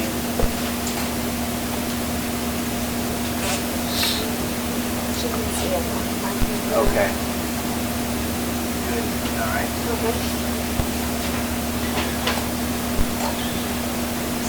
Moving around to piston 1. There you go. Filtered piston 1. What is the situation about it? It's some sort of fuck up in the screw up in the wheel here. Is it there? No, the mic's right there. It's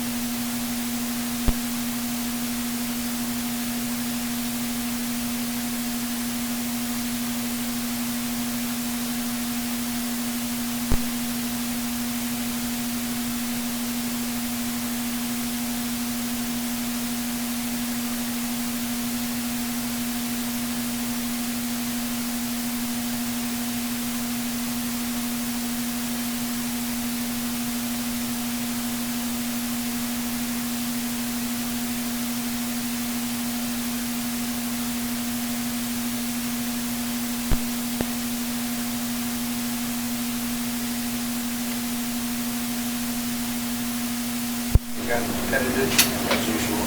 Okay, fluid temper came loose. We're repositioning. Temperature now 36. 36, that's pretty good. If you can get it to stay there. All right, you're holding it there? Because every time I drop it, it's dropping way more than yesterday. Yeah, it's drooping a lot every time we let go of it. Why don't you try moving it up again? We're down to 20. We're getting to 35. 21.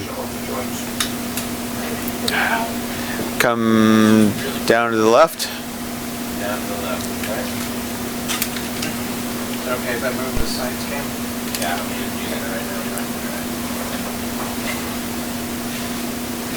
now. Okay, that's... The last 2 hours. Keep going down left.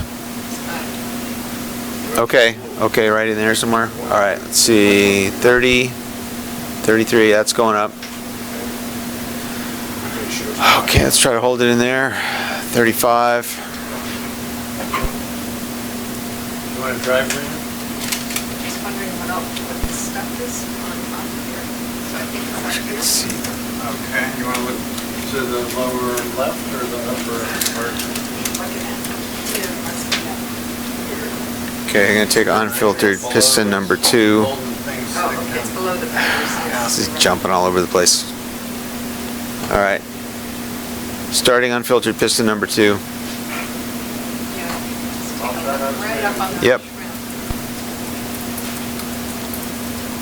But I am live right now. All right.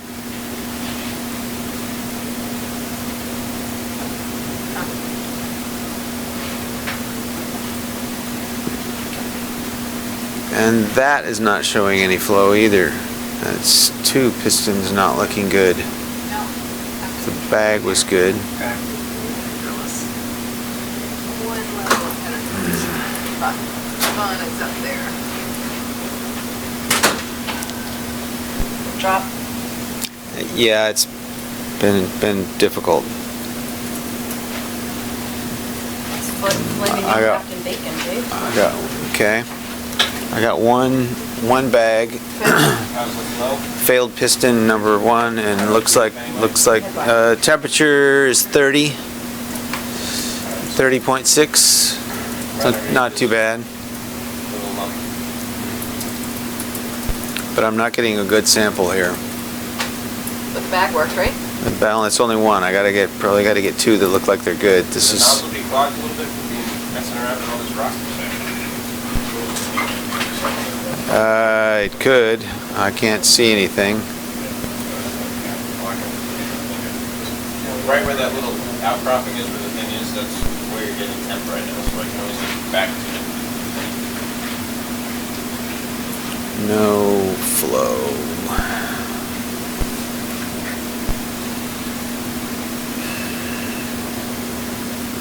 All right, let's forget that one. That doesn't seem to be working either.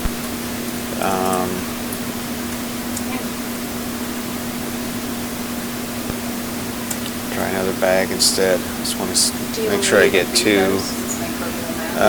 Yeah, 33.7. Well, see where The arm is frozen and it's at that time.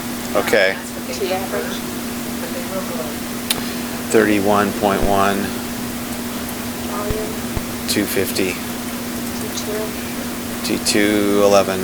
This is, things underneath this. Well, if you go right up the spire behind, there was something up on top. I think.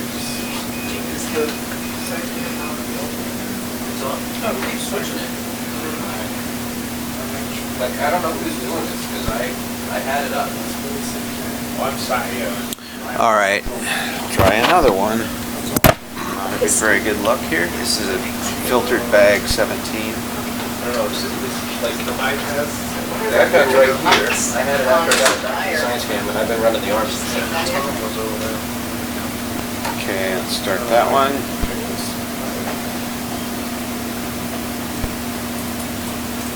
All right, got some flow there. Can't zoom in Okay, anymore. we had two pistons that didn't work. Piston 1 and 2 do not seem to work. All right, but that one's working. This one's working, so we'll just do this and then. You got the temperature you want? Tell me where to go. Down? It's low, No, see what but I'm pointing at here?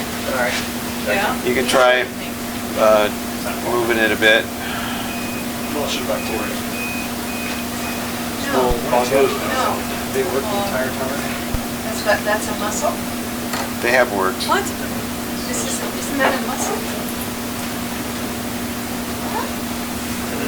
Are we looking at How's that? straight down on something? That's the same. Actually going down a little bit.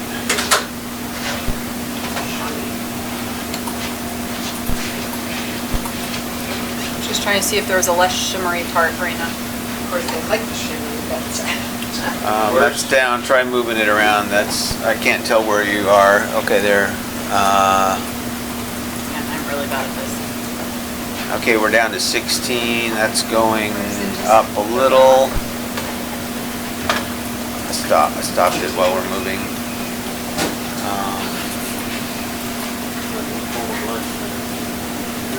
That's 21. the shape on Flatline this. 21 or rising 21? Yes. Flat at the moment. Tiny increase there. Okay, that's going up a little. No. Going down a little. I'm gonna take SciCam there for a minute, okay? Yeah, I'm not using it right now. You can take rain grubs from over there and do the same thing John gets. Easy, got as far as I got on this one. I've been trying. Just that I like the look first. All right, we need to reposition here. I can't. We're only getting 20 and below 20 now. Right here? These are, And of course, that's right behind where we want to look. You can sort of see the tempering on this one. Yeah, Especially on the inside. yeah, that's a lot better view. So I don't know. Try moving it to the right a little bit. We've been up to the right. Yeah. Well, look at this area here. Okay, yeah, you can try going down in there. See what I can do there. they're the ones I don't that- know where the stick is. So I suspect. I might be wrong, it these looks- white dots. It does look at those things stuck in the nose around. Yes. Oh well. All right, I can turn that off for a second. Sure. Let's see. There you go. Quite a lot of debris dropped off there. Did it come off? Yeah. All right. Sorry. It's okay, you're doing a good job. You're 100. Sorry, I don't know. I guess I'm doing it for the. Come on. Right there, under the arm? Those pink ones, those guys, yes. Not better, worse than. No, it's quite cold. See if we can try and come up in this section. That doesn't look shimmery now, does it? Yeah, in a minute. All of a sudden the shimmery went away. Yeah. I think we'll have to go in though. Okay. All right, pumps on.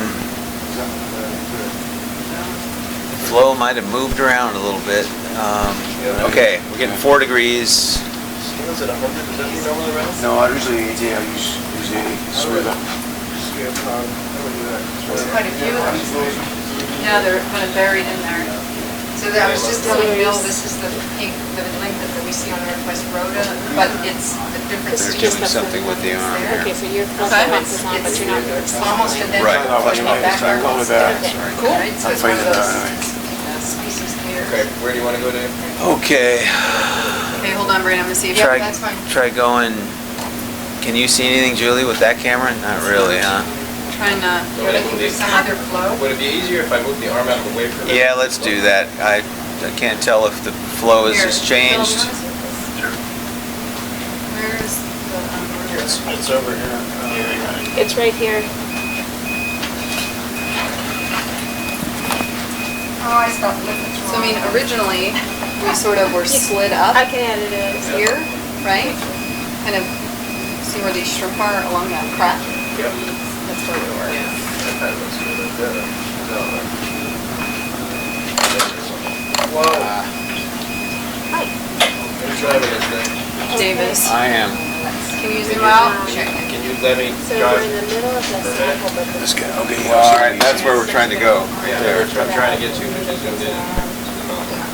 There's a few things stuck in the end again. maybe it's slightly. Kill your pump for a sec. 40. Shut that. Something in the end. It's a handy little telltale actually for the whole water. What is the shoe? A little shrimp hanging off your bottom. There's one right there. 13. There's just up there, I'd have a little shrimp in my plan. What are you getting, Dave? Nothing yet. 4 degrees. Trying to reset the pump. I've been looking for a restaurant. There's a sweet spot right there. All right, now the pump's on. Now we're going up 10, Ram it up there a little bit 13, before you lock it. 18, 19, Sweet little spot there. You can see it moving around. 25. You can see what we're You can moving. see it. Moving around it.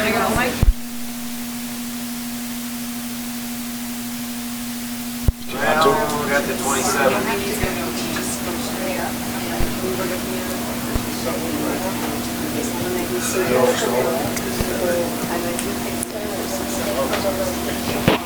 We're not doing it, are we? Okay,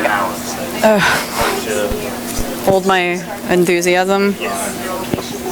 All right. I'm gonna finish this one off here. Okay, Dave's gonna finish his sample. What's the temperature at? 25 at the moment. What are we aiming for right now? 40. We had 40 when we first started.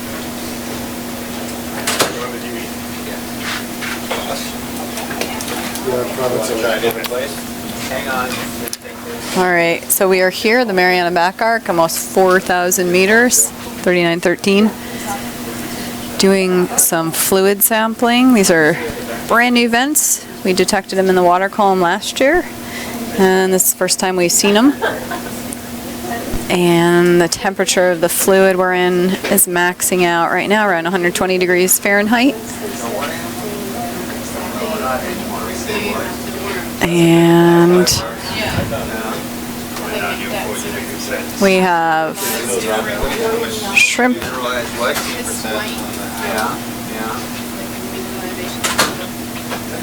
worms, snails, limpets, shrimp, lots of shrimp. Oh, sorry. We're trying to collect warm enough water that there's hydrothermal vent microbes living in it, but not too hot because they get cooked about 122 degrees Celsius. So we're just trying to get fluids that are a nice mix of the vent fluid and seawater, because that's where microbes like to live. You're gonna look around with the camera. Okay. So, Dave, do you want to go eat? T-max, yeah. Okay. You can report this in T-max 26.5, average 23.2, volume 414.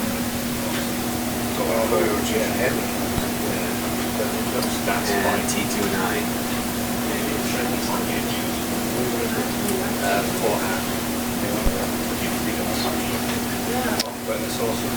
So is this an old sulfide mound? Looks that way, yeah. Okay. In fact, if you kind of look in the back, all the ones are tilted on their sides. So it looks So like, fallen over? yeah, All right. like those ones in the bottom here. You're gonna just totally reposition or what? I don't know. I'm going to talk to them. Not working very well. Hey, guys. Yeah. So I would like to get this closer to that 40 that we had about 20 minutes ago. Yes. Yeah, I mean, Jason and I, it was in that crack, but up against the wall, and then he locked the arm while hitting the rock. And so when it dropped, it was kind of tucked underneath a little bit. Can I start moving them? Yes, you can start moving. Sampling is done, but the next two samples Right, we're in there. take about 45 minutes, so we want to get a good position for them.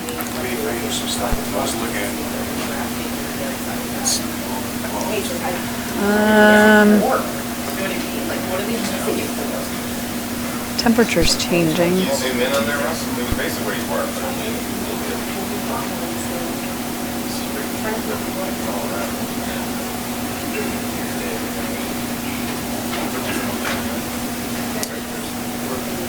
There's more shimmer to the right. To the right now, whoops. Do you want to point to what you're showing? Bring down, down. Looks like there's more shimmer back up in here. Yeah, but look where the nozzle is on the pilot cam right now.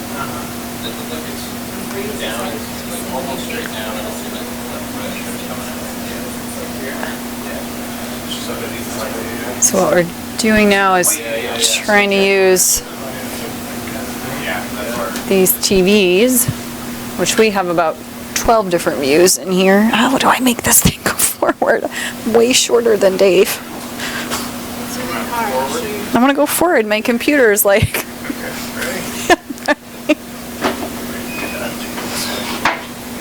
Oh, there we go. Thank you. Yep, that's good. How's that? That is 9 degrees.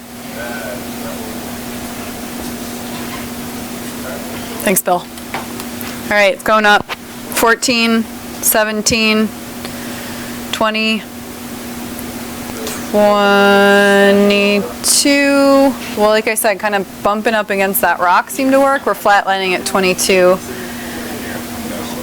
Right. 25, 27, almost, 26, 23, 25, 26, 28. It's still going up, or not anymore. We're right around 29. I can't even see the intake. Just so to see what's going Oh, right there, okay. All right, 30. So if you lock, you're gonna drop, right? Yeah, so we're just going It's, it's 45 minutes. What did he call me? It's 33 degrees, so, and it's still climbing a bit, so this seems to be a sweet spot. How exactly you want to lock it in, I don't know.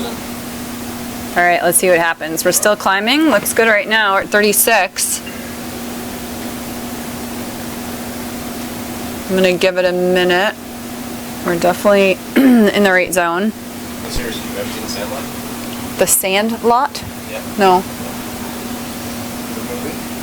Really? You know it's one of the best, like, kid baseball movies of all time? Sandlot? Oh my gosh. You haven't lived. Where's Ben?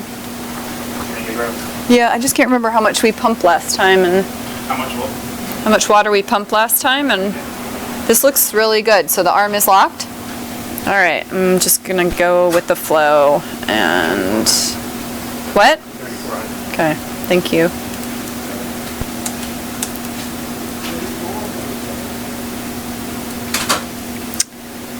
That was good. Yeah, it was pretty good. I think I just have to do this with our limited time here. I'm just gonna go for it. All right, so I'm starting LVB 24. And we're gonna wash for freshwater. There we go. Nice. What? You haven't done the filter yet, right? I haven't done the filter yet. So our temperature is hovering around 38 degrees. Well done. It's right in the Goldilocks zone. And Tom was asking what's special about that temperature, and I was saying that we're trying to capture microbes that live beneath the seafloor in these fluids. And so we want to make sure it's warm enough that it's mostly hydrothermal fluid and not just seawater mixing in.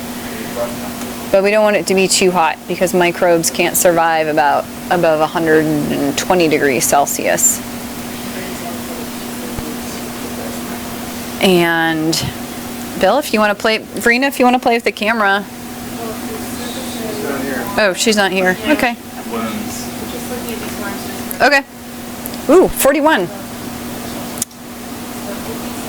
And Say the bag had a number? LVB 24.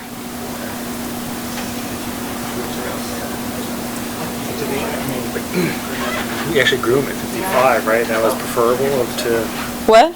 we've actually grown them at, what the growth rates are at a little bit higher to 55 and 80.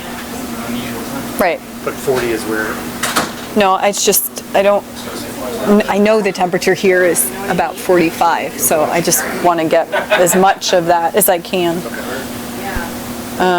So Dave had 2 pistons fail, is that right? yeah. Did you try 1 and 2 3? worked, but I don't remember. I think it does. Let's try 2 bags, and those worked. Okay. But 1 and 2, which have been problem childs throughout, I feel like, instead of work. Okay. So Bill, we get to name this place, right? Yeah. All right. I think Stegosaurus. Stegosaurus? It's quite like. And the spines on the back. the vent field or the vent? I don't know. I was thinking endurance. Yeah, something Dave remember like the vehicle coming back, so Dave was thinking of perseverance. Perseverance. I like endurance better. Will it get confused with the endurance array? Possible. The one's a little brown. So we have a couple biologists in the back of the room who are looking at all the different camera views and trying to figure out what animals we have in view here. Yeah, the brown thing. There's a tube. That's good flow in my bag there, Ben. This guy just flipped around. And so what is the white stuff? Those are little sulfide worm tubes. Okay. Like we saw those under the microscope the other day, right? Yeah. Like they're not tubes. Right. They're just. They're frills. Right. Now, are there 2 species of shrimp here, Amanda, or are those ones just really big? We don't know if they're juveniles or if it's 2 species. If you look in pilot cam, there's like a huge white one compared to those other ones. And I feel like it's a better walker than the others, you know? It's like, I don't know. I think it might be covered in bacteria. oh really? Yes, please. And so Brandon wanted to get some close-up images on the chimney. The GC will look at that. So are you happy to drive that? I'm not sure. Do you want me to have a look at this little guy first? Yeah, if she just wants to look around. So this is what we think an old sulfide deposit that is basically rusting. And that's the orange you see in the image. Ooh. Swam away. It's camera shy. Swam away. So our temperature is hovering between, 34 and 40, which is great. Locked in. And our exhaust pipe is still pumping out fresh water, which is what we want to see. You going to zoom out, Tom? Yeah, just let me know where you wanna if you wanna see anything else. I don't. Just beautiful things. Beautiful things. Maybe up the chimney? Oh, okay.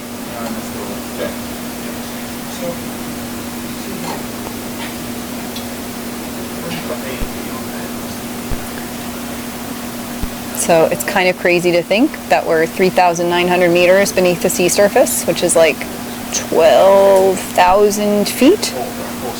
About 2.5 miles, right? Yeah. Tell me when you get bored of sounding violence. Yeah, we're bored. People would make you.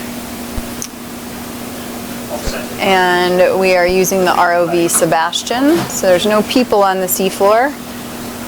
SuBastian is connected to the ship through a very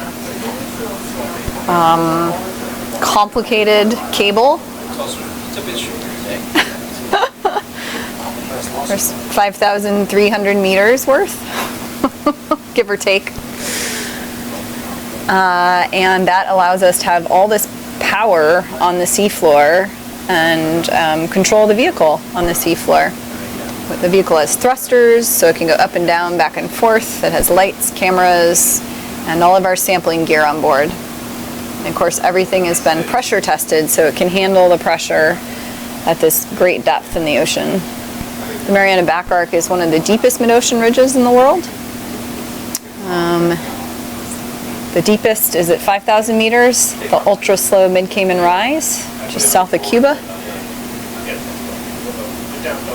And then followed by the Mid-Atlantic Ridge, where you got depths of almost 4,500 meters.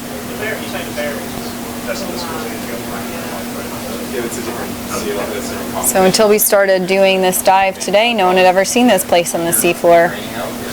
We sniffed it out using chemical sensors in the water column, using a robot called Sentry last year. But when we turned on our lights and landed here, it was the first time human eyes had laid eyes on it.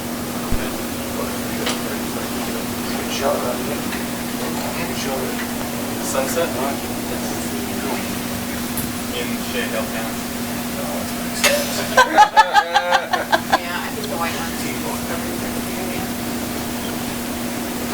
So Amanda in the back of the room is telling me there aren't 2 species of shrimp here, but instead just some of them are covered in white bacteria. They're white or covered in bacteria. Yeah. So, but to me they just look bigger. Maybe they have such a thick layer of bacteria on them they're having trouble walking.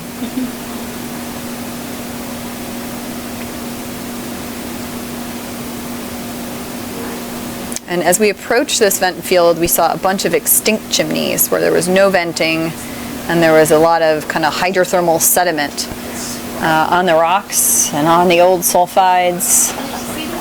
And all of a sudden, as we moved to the north, we started seeing smoke in the water column. That smoke is really mineral precipitates from the venting fluid hitting the cold water column. And here we are. We found vents, which is exciting. And everyone in the van is really excited.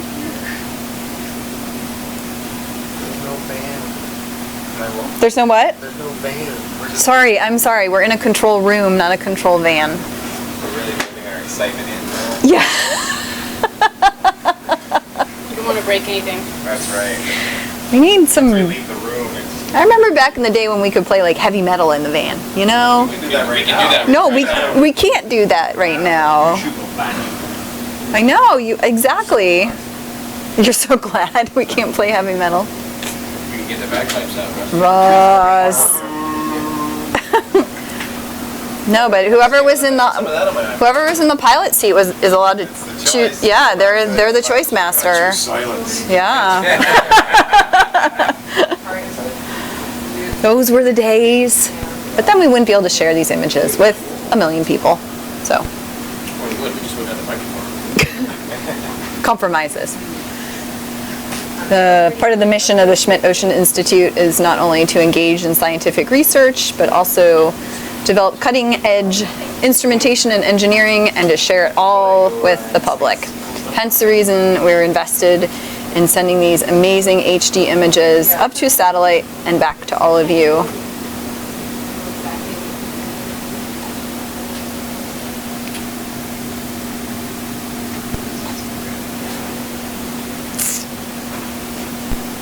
Let's see, it's about 6 p.m. here in Guam, right? It's a rockin' Friday night.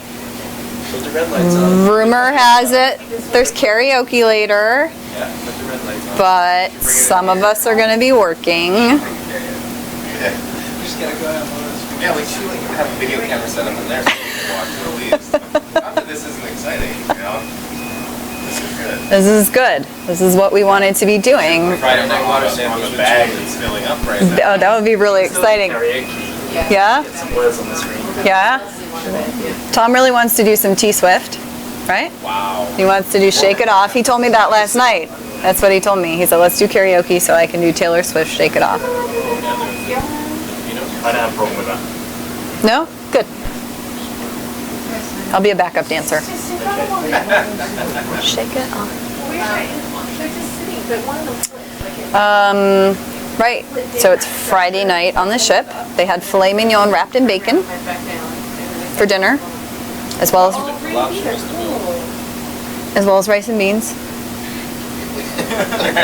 For those less fortunate. For those of us For those non-meat who don't eat filet mignon wrapped in bacon, which I used to love when I was a kid. Was there lobster also? No?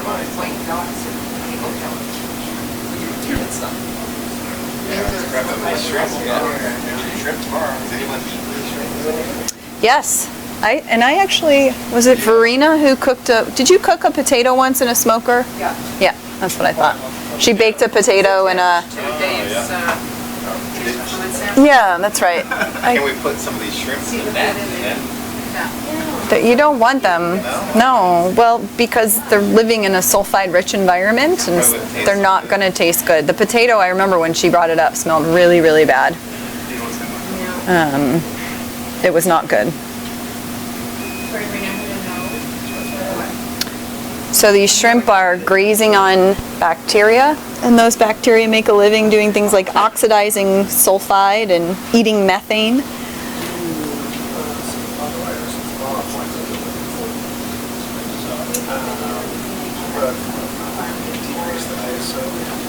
So, Tom, Yeah. it's on auto iris now, maybe we'll lower that. There we go. So kind of in the middle of that image, a little bit to the left, you can see a red palm, or a red, almost looks like a red flower, and that is called a sulfide worm, right? Pearl vanilla. Pearl vanilla. What's the species name? That's right. And those are worms that like to live really close to these warm fluids. Right in the middle is one hunkered down in its tube. See, and the little fingers, the white fingers, are part of the tube. All right, those white finger-like things, they must look like strands of yarn. Those are their tubes. And we can also see in the bottom of the image, is that a snail on the bottom of the that's a image? snail. Snail on the bottom of the It's a image. snail. Oh, and then we have the limpet up in the right-hand corner, right? Yeah, quite a few of them actually underneath those shrimp. Okay, oh yeah. And the shrimp are just trampling over everything. Looking for food. And these animals have sort of a delicate fringe that they live on. Is that the right word? Yeah, they live on the fringe. They want to be close enough to the venting fluid to find food, but not too close because then they'll get too hot and die. It's a good story. They don't have eyeballs. They have sensory organs that help them figure out where they are in relation to the thermal field in front of them, sort of like those night goggles that show where people are based on the heat they're giving off. They have their own way of thermal imaging. None of the animals down here really have eyes because it's pitch black. And they use just a bunch of different sensory ways, whether it's heat or chemistry, to find their way in the world. And so a lot of people ask us, does our light hurt them? Well, they don't really have any way of detecting our light. So the answer is probably no.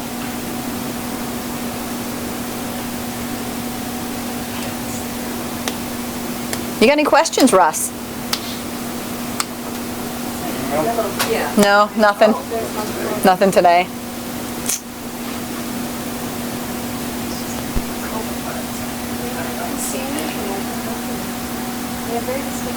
How many new vent sites have you ever visited for the first time? How many new vent sites have I visited for the first time?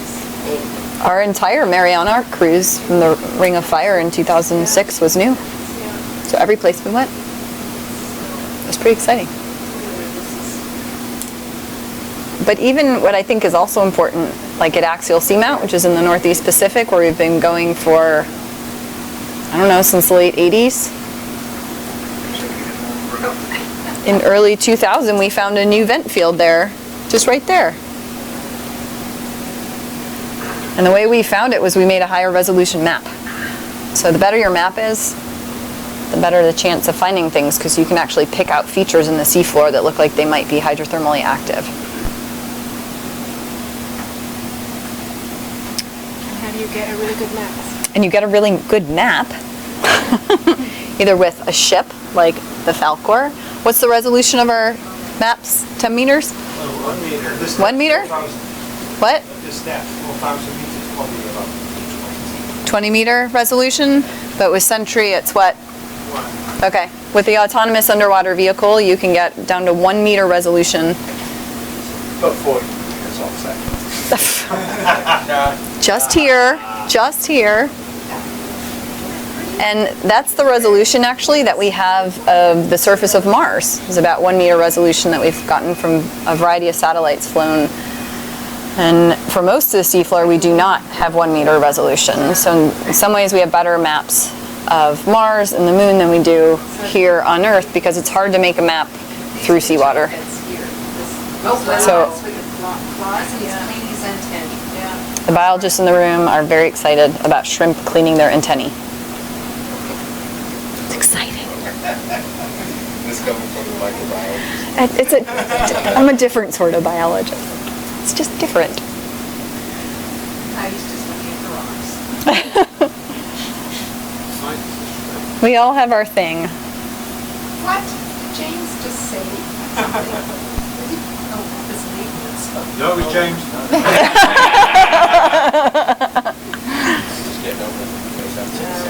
So there's nothing up here. Well, I mean, I keep seeing this. But Who's in it? Is that an Adam Sandler movie? No, it's not. It's like a 1993 coming of age movie for kids. Are you sure you're not talking about Field of Dreams? It's different. It's kind of puzzling. What about that one with Madonna, A League of Their Own? There you go. Those are the kids from the Sandlot. It was about the same time frame. Or what about the one Also great. with Charlie Sheen? I like that one. That's Major League. Oh, I've seen this movie. I didn't know it was called The Sandlot. It's their baseball playing dog in the film. No, the dog is the menace. It's not like soccer dog. The dog is behind the Sandlot.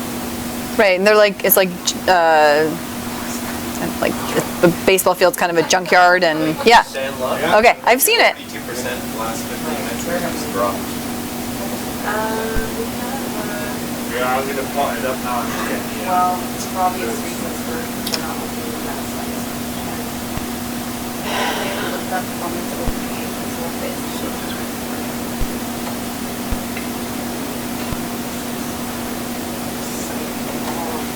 We'll have to see if the Sandlot's on the ship. Maybe we can all watch it together. It's been a while since I've seen it, so I'm always... Major League, that's the movie I was thinking of, with Charlie Sheen, the Cleveland Indians. That's a good one. That is a good movie. That was the class. That is classic. That is also classic. League of Their Own is also classic. Yep. And Field of Dreams. Sometimes I always cry in Field of Dreams. Oh yeah, so today we put a bunch of styrofoam cups that we had decorated and some little miniature heads. And they're made of styrofoam, and styrofoam, you can think of it sort of like a jar of marbles, that there's the material that's the styrofoam itself, and then there's space between the material, and that space is air. And when you send styrofoam down and put it under pressure, it gets compressed, and they shrink. And we decorate them with waterproof markers. And we've already shrunk cups for kindergartners and third graders from Cape Cod. We've shrunk cups for a group of kids in Seattle. And today was totally self-serving, and we are shrinking cups and heads for ourselves and our family members. Ben Larson's brother's wife just had a baby today, 70 hours of labor. 70 hours, she deserves more than a cup. But that's what she's getting. Would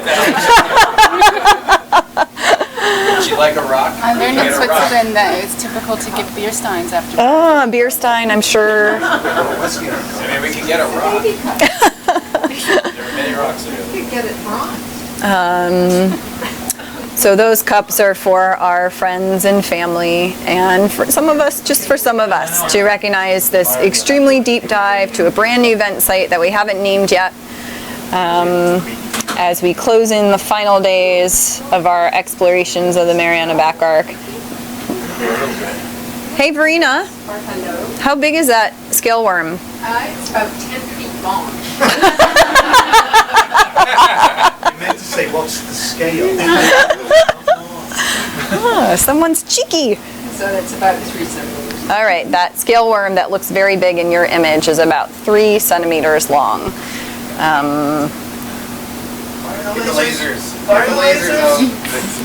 So the pilots disagree, and so we're turning on. Nope. No? Yeah, zoom out. They're out somewhere. Oh, okay.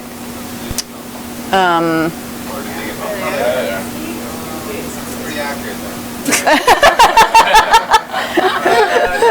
Nailed it. So the biologist in the room got it right. Absolutely shocking. I'm shocked by that. You can zoom back in. Oh, okay. Who has the camera? Okay. So people wrote some messages. Happy New Year from ROV SuBastian. What else we have here? Lucy, Cooper, Jackie P, and Sally Ruff. Soon Me, Sarah, Kate. I can't read the other name in there. These are messages from the art. Someone's taking a picture of this.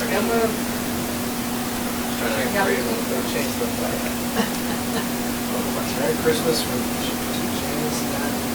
Where is that? Oh, I didn't. Oh, on the other one. Yeah, we got more on that box. Oh, okay. Yeah, it is. But wait, there's more. But wait, there's more.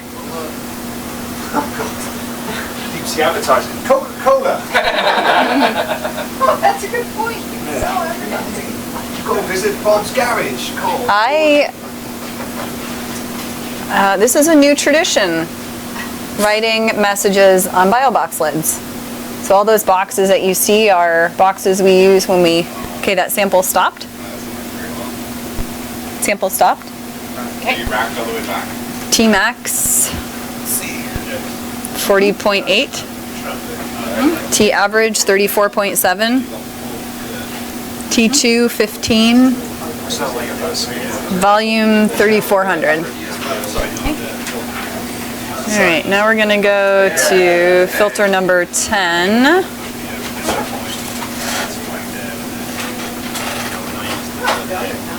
And we're going to take another sample. Wow, look at all those messages. You guys went crazy. Merry Christmas from the ROV team.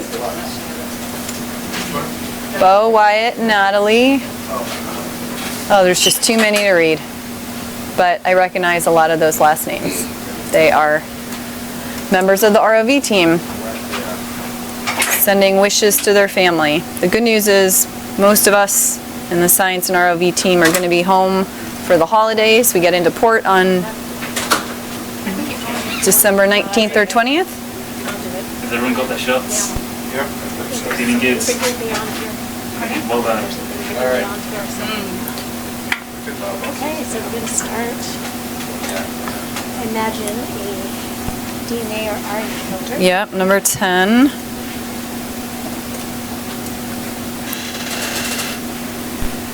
All right, starting that sample.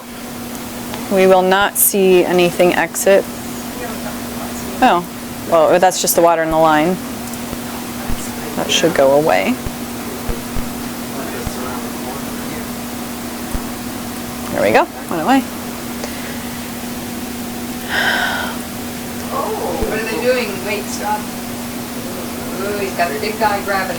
Little guy. Whoa! Whoa. What is he doing? Up to no good. That was behind the cliff. We can't see it.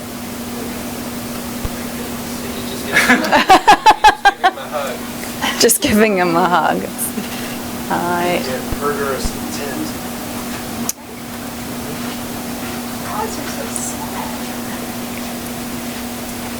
So we're sitting here at 3,900 meters beneath the surface of the ocean on the bottom of the seafloor at the Mariana Back-arc.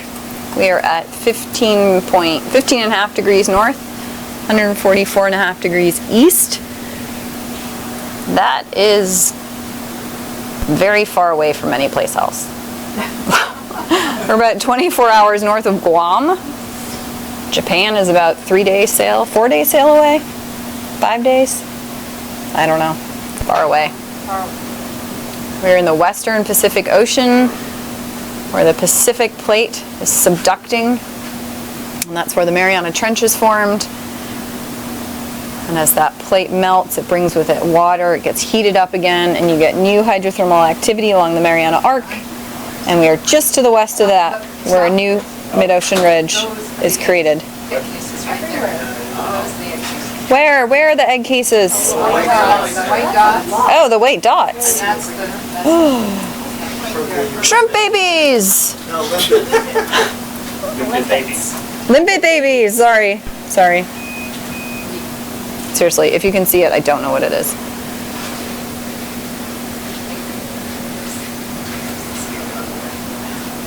Great, if we, I don't know where you think you could get this section.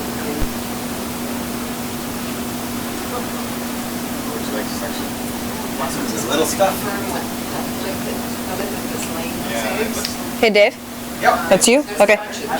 So I'm on my filter. We already did the bag. And it looked like it worked, so. Good. Do you want to try another piston after this, or do you want to move on? There's quite a few, yeah. I think I got 2. 2 bags? Okay, you're good. All right. So then after this, we'll do some suctioning, sounds like, or rock picking or something? Okay, and then are we going to head to the next chimney? Yeah, I think we'll Okay. look around. So, well, we'll get some animals and whatever. Okay, Verena other needs. things Okay, to do right here, okay, and then we'll keep looking. okay. We'll do a sensor scan when you get to the end, because it's Okay. pretty good temperature reading there. So. Yeah, we've been bouncing between 35 and 40, Okay. so it's a good sample. They found the right spot. Found the sweet spot, huh? Yeah. Did you have your filet mignon wrapped in bacon? I did. Yeah? Yeah. It was good. Good. I'm glad. You know, The you're a potato meat salad eater. was really Potato salad, I didn't even good. see that. You didn't see that? No. salad with Kartoffel salad with the pickles. pickles. Oh, that's what that was? Oh. I was sort of in a hurry. But my rice and beans were delish. I had that too. So there's some snails there. Shrimp. I saw some scale worms, some limpets. Actually, human being is This is just a little oasis of They're not activity. scales, though, huh? She says they're the gold ones. Uh-oh, vehicle moving. Oh. What's the shape? Oh, temperature dropping. What kind of snail do you bring? So this is the snail Chicailicus, Okay. and on You got the arm, John? Yeah. Okay. Northwest How you doing there? Still dropping at about 18. Yeah, this one's the only zoom out. It's the same one? all along Okay. Alice Springs to Fort Cass. 17, Are we going to view it? 16,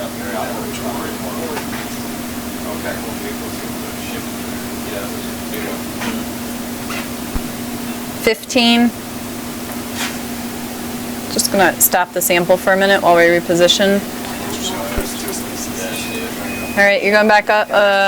No, you're not. Sorry. Big one, the little one. Hold on 1 second. Okay. Tell me when I should tell you what it's doing. So we just got jerked a little bit, maybe. And so we're letting the pilots reposition. Using both cameras to do that. We have a pilot cam, just sort of looking down. We have cameras in the arms. And of course the science cam, which you're seeing.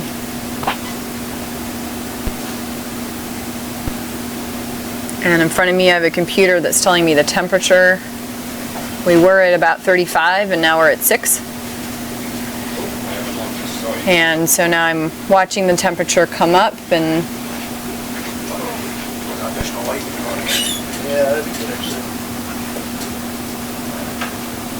whoa.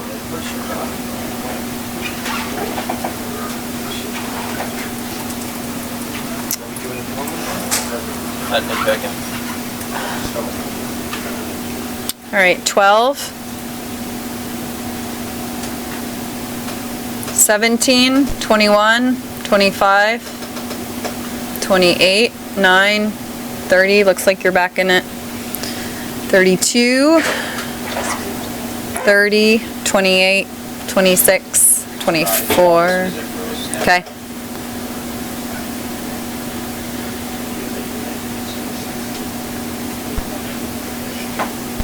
$22, $25, $27, $29. Okay, I'm frozen there. All right, we're pretty dropping a little bit. I'll give it a minute.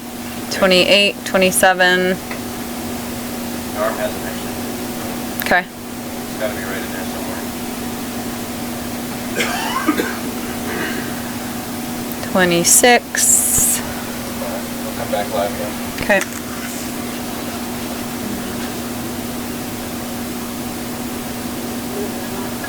$28.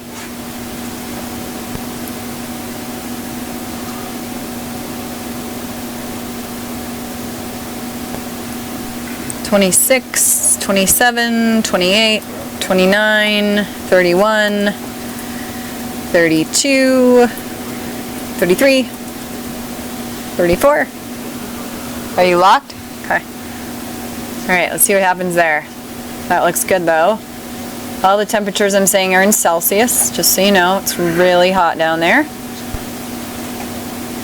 All right, I'm gonna start that sample again. Look around. Pardon? Have a look around. Ask the pilot. Let's go down. Do you want me to check out the limpet spots again? Sure.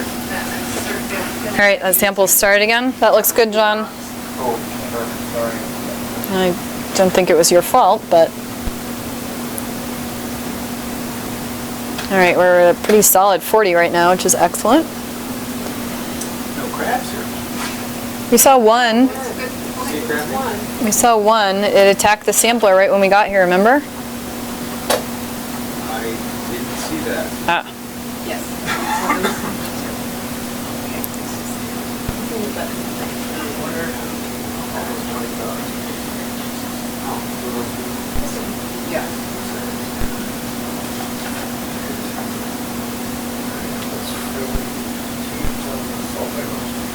Was that described originally? So, what else can we talk about, Tom? You're my man to tell me what to talk about. Although silence is golden in Russ's ears. So can you talk a little bit? Well, I think I feel like going to join us. Okay. I don't want to start. When are they joining us? 20 minutes? Maybe that's So we've got the first ones and then. It's okay. I don't have to talk.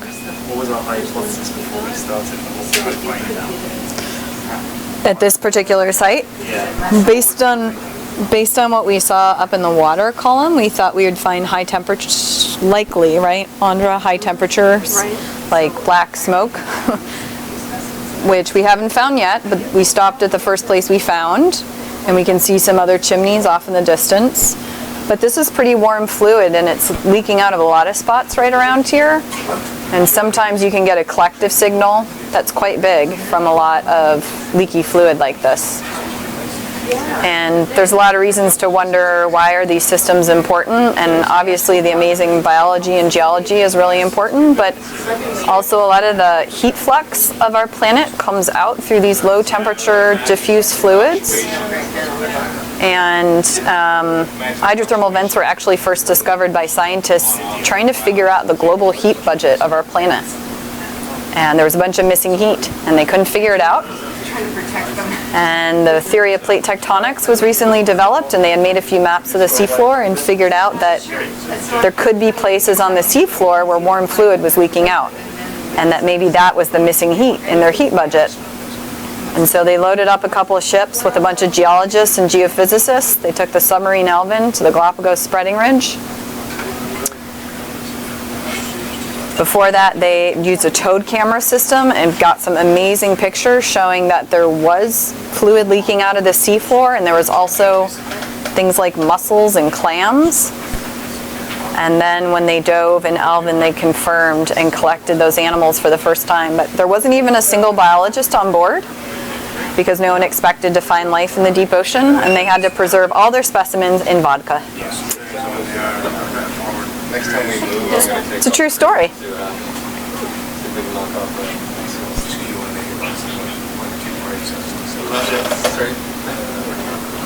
So there was no hypothesis that there should be chemosynthetic life in the deep ocean. It was a total aha moment. And no one had guessed that life could exist this far away from the sun. And so it was a totally new way of thinking about ecosystems on our planet. But they're not just in the bottom of the ocean, they're in all sorts of places. Right, Jason? Yeah. So if you just go to if you live on the coast and you have a salt marsh or a mangrove swamp near you or something like that, and you dig down into the sediments, sometimes you'll find mussels or clams, and if you look in their gills, they have symbiotic bacteria in there, and they're doing almost the exact same thing that the bacteria down here at the bottom of the ocean are doing. They're eating sulfur compounds, they're fixing their own carbon, and they're creating a carbon source for the animals. We're live? All right, so we want to welcome our IFLS listeners. We want to welcome them to the Mariana Back-arc. We're at 3,900 meters beneath the sea surface in the Western Pacific, the Mariana Back-arc. We are at 15.5 degrees north, 144 degrees and a half east. We are basically about 24 hours north of Guam, for those of you who know where Guam is, but it's the Western Pacific Ocean. And we are diving on newly discovered hydrothermal vents using a remotely operated vehicle named SuBastian. We're on the Falkor, operated by the Schmidt Ocean Institute, a private foundation in the United States, with a core mission to make new discoveries about the ocean and use cutting-edge technology to do so. So we don't have anybody at the bottom of the ocean. We are safely tucked into the Falkor. And what we're looking at is a hydrothermal vent where we have warm, altered seawater leaking out of the seafloor and carrying with it things like hydrogen sulfide, hydrogen, carbon dioxide, and there are microbes living in those fluids that are using the chemical energy to create carbon that allows these other life forms that you see to exist. So in your image, we have shrimp, we have a rope, we have a variety of worms. It's hard to see right now, but some of those round objects are snails and limpets.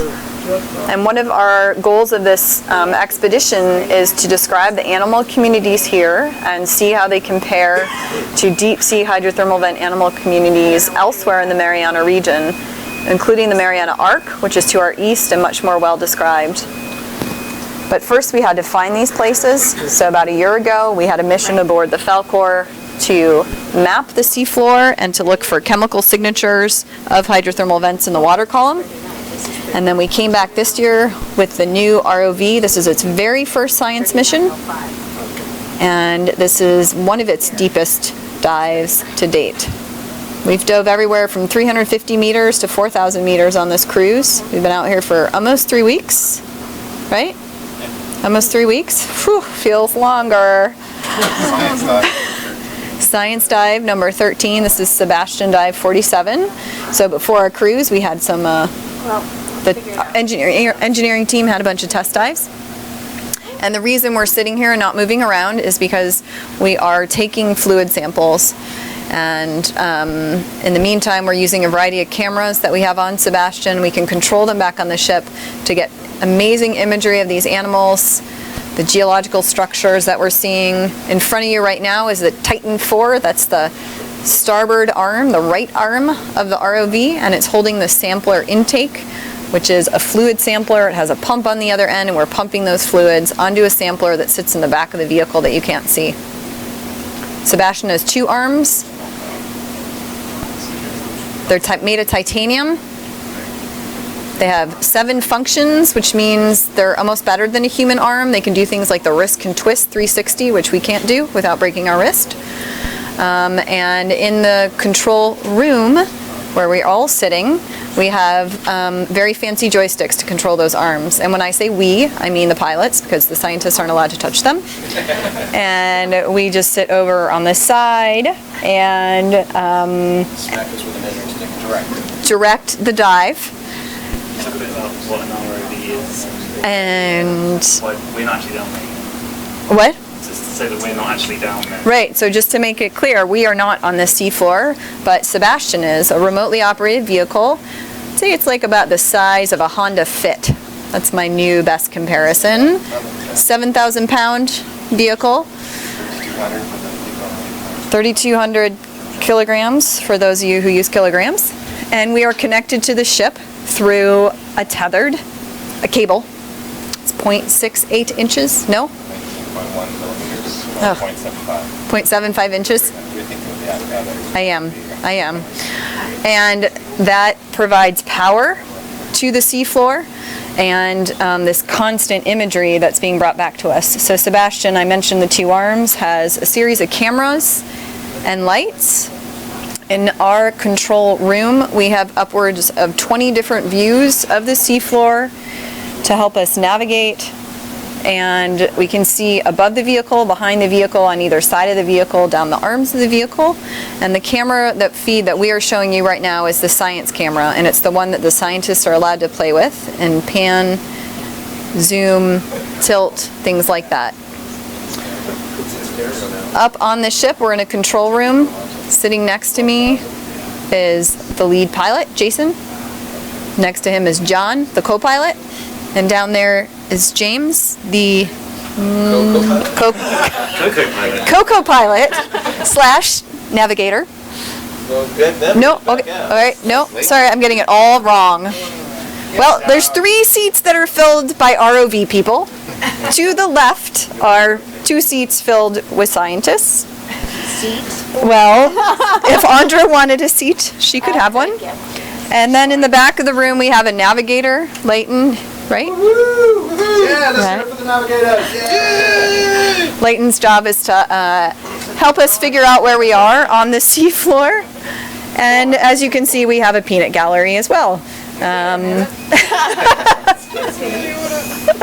A variety of scientists, engineers, crew members, brilliant biologists in the back. And we just landed on the seafloor a couple hours ago. We did about a, 200-meter traverse? Does that sound about right? Whatever.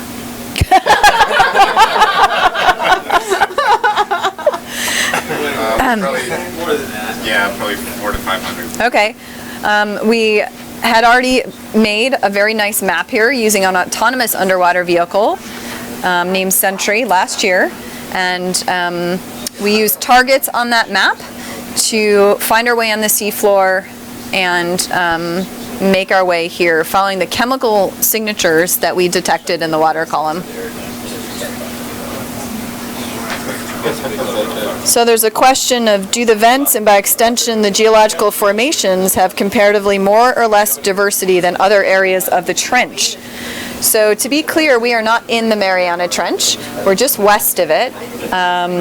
It goes Trench, Mariana Arc, and then the Mariana Back-arc. And we're in the Back-arc.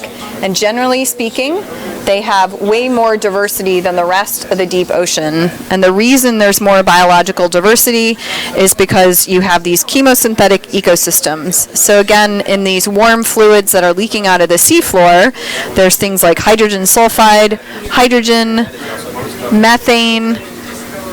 It's really loud. And those animals are living off of the microbes that are living in the fluids. I'm answering questions on the IFLS Facebook page. 12,000 people watching. 12,000. So how does the communities work down here? So the way the communities work, so the best parallel is what we know up here on surface world, which is we have photosynthetic organisms like plants, and the cows eat the plants, and then we eat the cows, and that's how that ecosystem works. Down here, the microbes are the plants, so they're harnessing chemical energy. The shrimp eat the microbes. The snails have microbes living inside them. And then we'll see sort of in the periphery of the vent field secondary consumers like crabs, squat lobster, sometimes you see octopus, fish. And so those are the quote-unquote humans of this ecosystem, the secondary consumers. So this is an ecosystem built from the bottom up. It's very different than what we have in the surface world. No light penetrates this deep. We're at almost 4,000 meters deep, and the deepest light in the ocean makes it to about 1,000 meters. Why do we keep an eye out for snails when we're hunting? Why do we keep an eye out for snails when we're hunting? So, oh, right, okay. So we look for some indicator organisms of venting fluids. Some of these animals like to live right in the hot fluids, other ones live on the periphery. And the snails that you see in the image, they like to live right where the hot fluid is. So the max temp of the fluid that we're in right now is around 40 degrees Celsius, so 120-ish degrees Fahrenheit. And at those temperatures, these animals can live because their gills are packed full of bacteria that are extracting chemical energy from those fluids to make a living. So as we scan across the seafloor, we look for shimmering fluid, we look for congregations of animals, we look for staining on rocks, and a variety of other things. How do rising sea temperatures affect species that live in geothermal vents? So one of the questions is, how do rising sea temperatures affect animals living near geothermal vents? And the answer is we don't know. We don't know how global warming of the oceans is going to impact life in the deep sea. We know that ocean acidification has already impacted animals who have calcified shells. But by studying these systems at great depth that are more isolated, we can perhaps understand how more shallow systems that have related species might react to changes in temperature or ocean pH. So all of the animals in these vents, you know, we have shrimp in surface waters everywhere around the world, and they're deeply rooted relatives along the evolutionary tree of those organisms.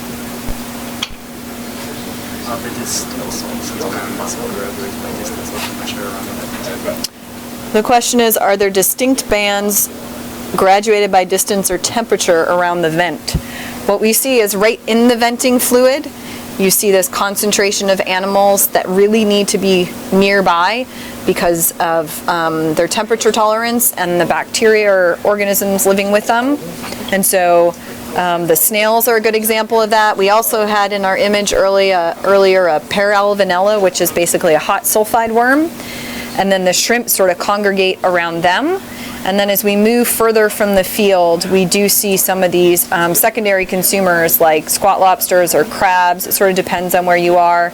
Right now we're looking elsewhere, kind of away from the venting fluid. You can see the shrimp are much more sparse than when we are in the venting fluid.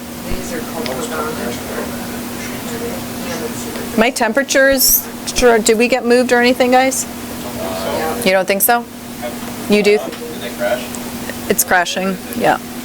20. I'm just going to call that sample done because we only had a few more to go. So T-max, 45 and a half. Take the science camera back. Okay, max. 0.5. Average. T-average, 37.7. T2, 12 degrees. Volume, 2723 milliliters. We want a suction sample for Verena. So you want to put this away? We want to put the HFS away. And we want to... my feelings are really hurt. And we're going to try to collect some of these animals for our biologists on board to study. So right now we've given the control of the camera over to the pilots because they need to store their sampler before they pick up the next one. Archaea rule the world? Archaea will rule the world. Is that true? Well, there's two types of microbes. There's bacteria and archaea. They fall into two different domains of life, but they're both single cells. And in these hydrothermal vents, you get both bacteria and archaea. I don't know that they'll rule the world, but they are a really important part of this ecosystem and all the oceans, in fact.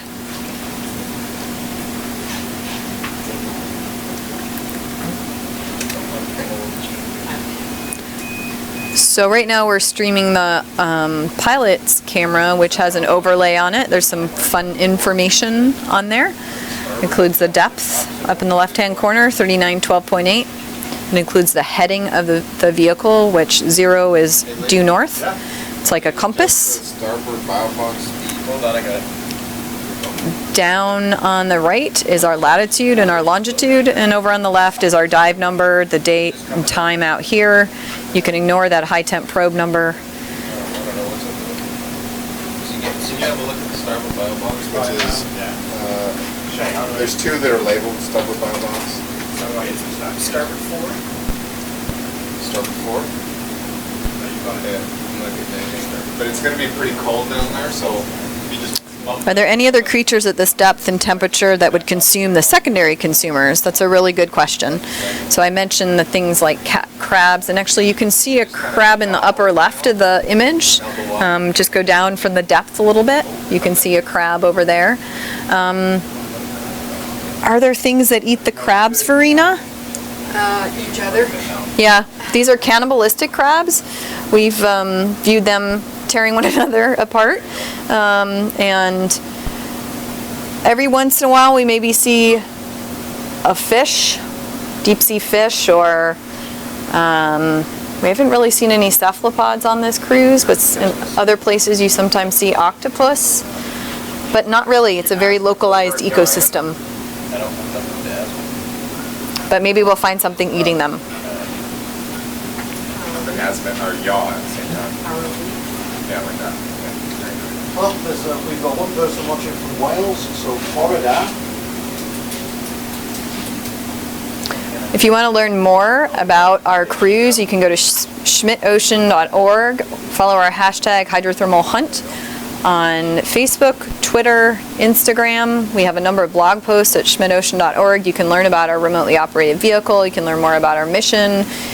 I'm on Twitter at Jules Deep, hashtag hydrothermal hunt. We are on day... Day what, Julie?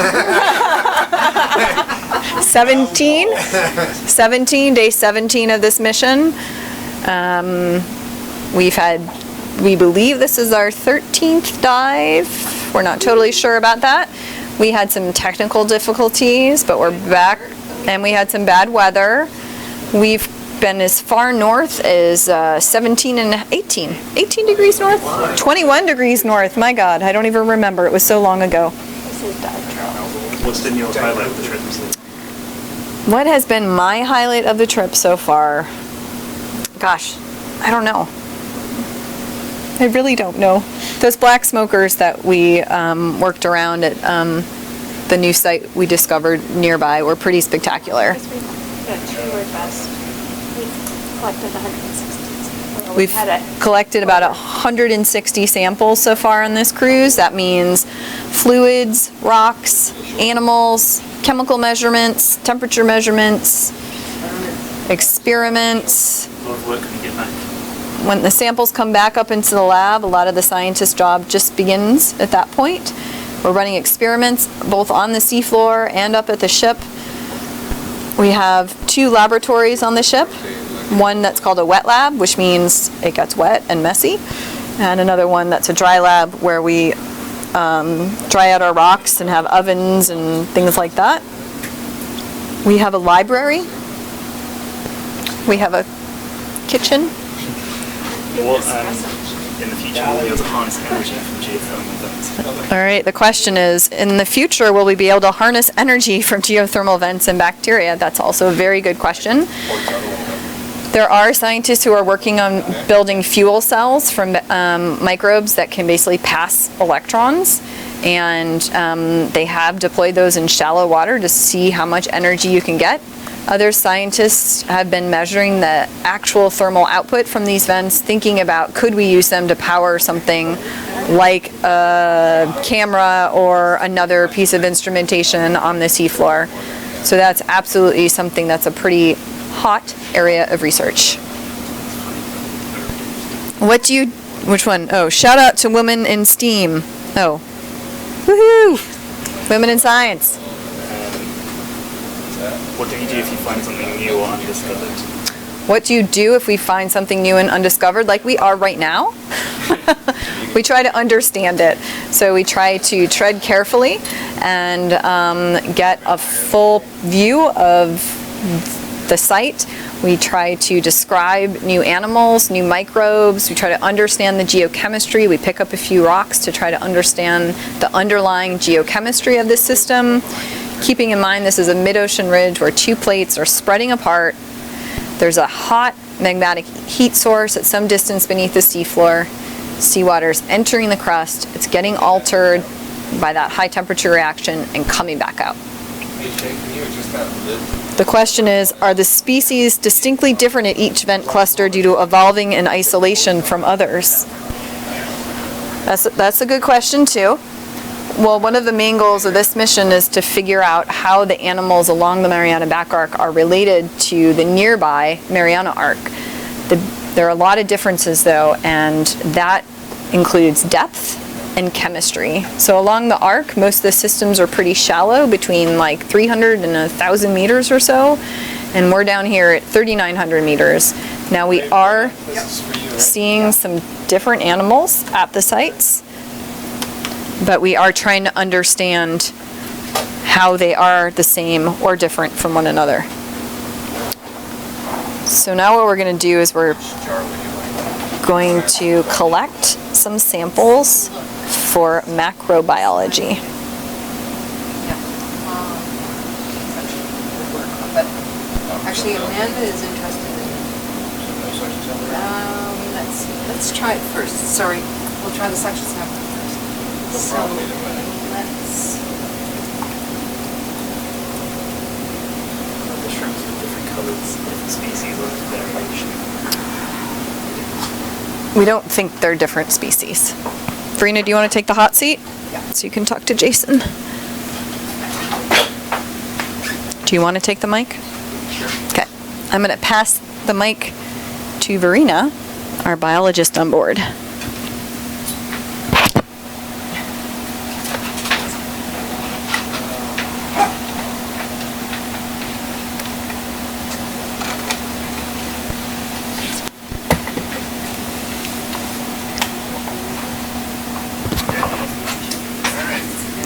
Okay, so we're now going to see if we can find some of, yeah, okay, so when you were pulling out earlier, we could see where we could come up and pick up some, Which jar do you want to go to? pick up some snails. So the jar probably would be jar 7. Could rotate to that. You don't need to flush or anything? Not yet. Not yet. Alright, that's 7. So if we come up,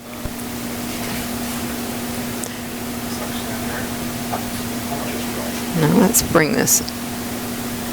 I'm just going to come out. I'm going to come out on this a bit because the place that we would be interested in is up a little bit further. Oh, I see. Up in here. That's where we were looking at, Amanda, wasn't it? Up here? So do you think you could pick up a few of those round snails up in there? And then there's some up under the ledge just up above it, which might be easier. Yeah, that's fine. So basically that, you should be able to reach out. So at the moment what we're doing is looking for a place where we could, yes, that's right. A place where we could sample some of the animals. And our objective here is to identify the species. No one's ever been here before. We have a pretty good idea. We have 2 biologists who study the animals on board, and one of them, my name is Mariana Back-arc from University of Victoria in Canada. I have a pretty good idea what these species probably are from the pictures, but you never know for sure until you actually have the specimens in hand.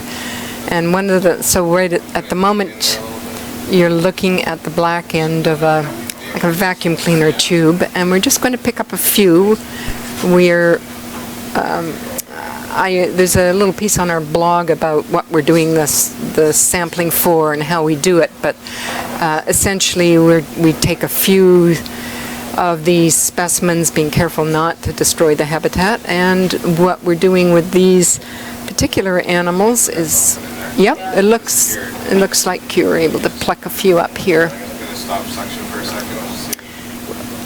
These animals serve a whole variety of studies, so we already know 5 people that are going to work on these few snails that we collect. I don't see any snails in the jars. Mostly shrimp. Yeah, they're still coming in.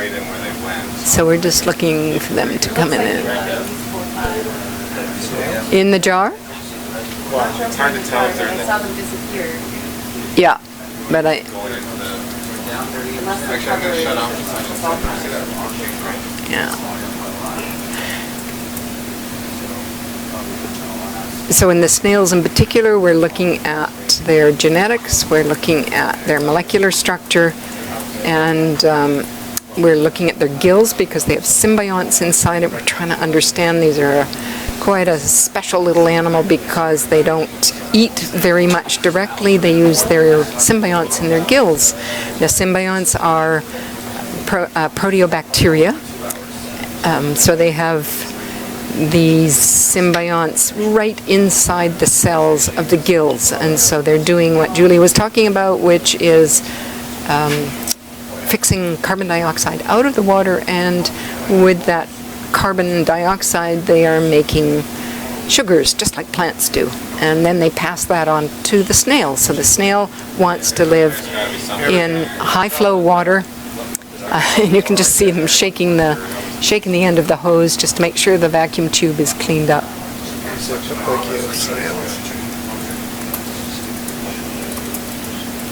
So we're looking at the collection jar in the back just to check that we're getting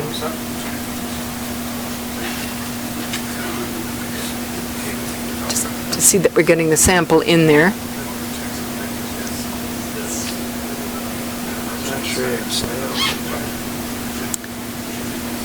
Yeah, what do you think? Definitely. I know, yeah, you moved them. I'm pretty sure there's at least a few in there. Okay. There was probably 8 there now. Yeah. Do you want to go for that one right there?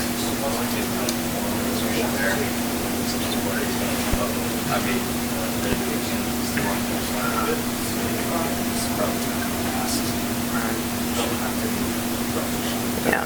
Okay. I'm okay with what you did. So that's good. We could just leave that little piece. I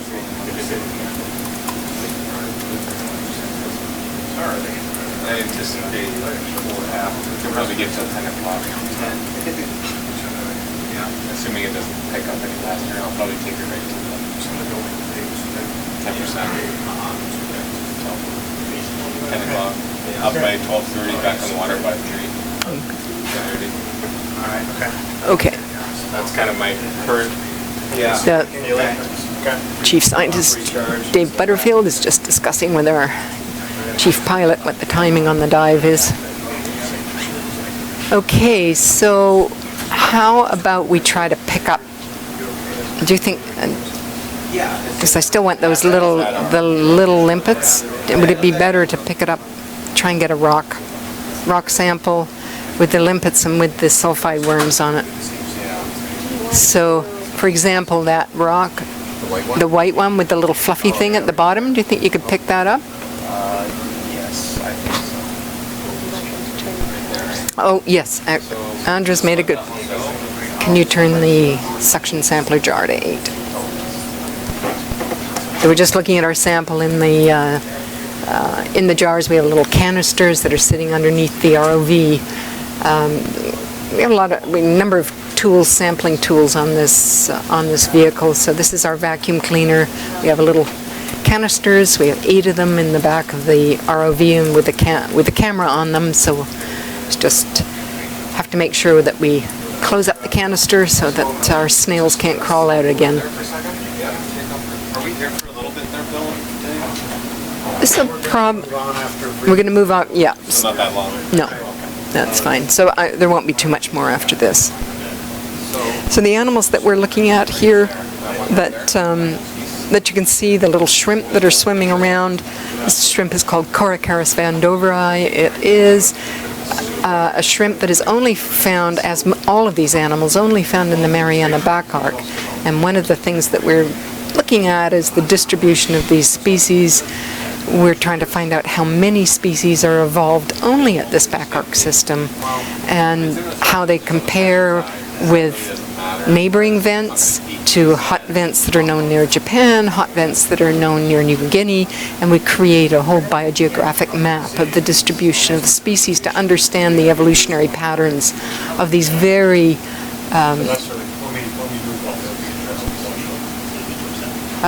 specifically adapted animals. We're just now with the arm, I've asked them to pick up a sample that would have some of the animals attached to it, and the geologists can also use the rock samples. You want this in a crate? No, in a bio box, please. Is the crate has all the holes in it, so everything just washes off. So now you can see the arm coming back, and you can see the sample tray coming out in front of the submersible.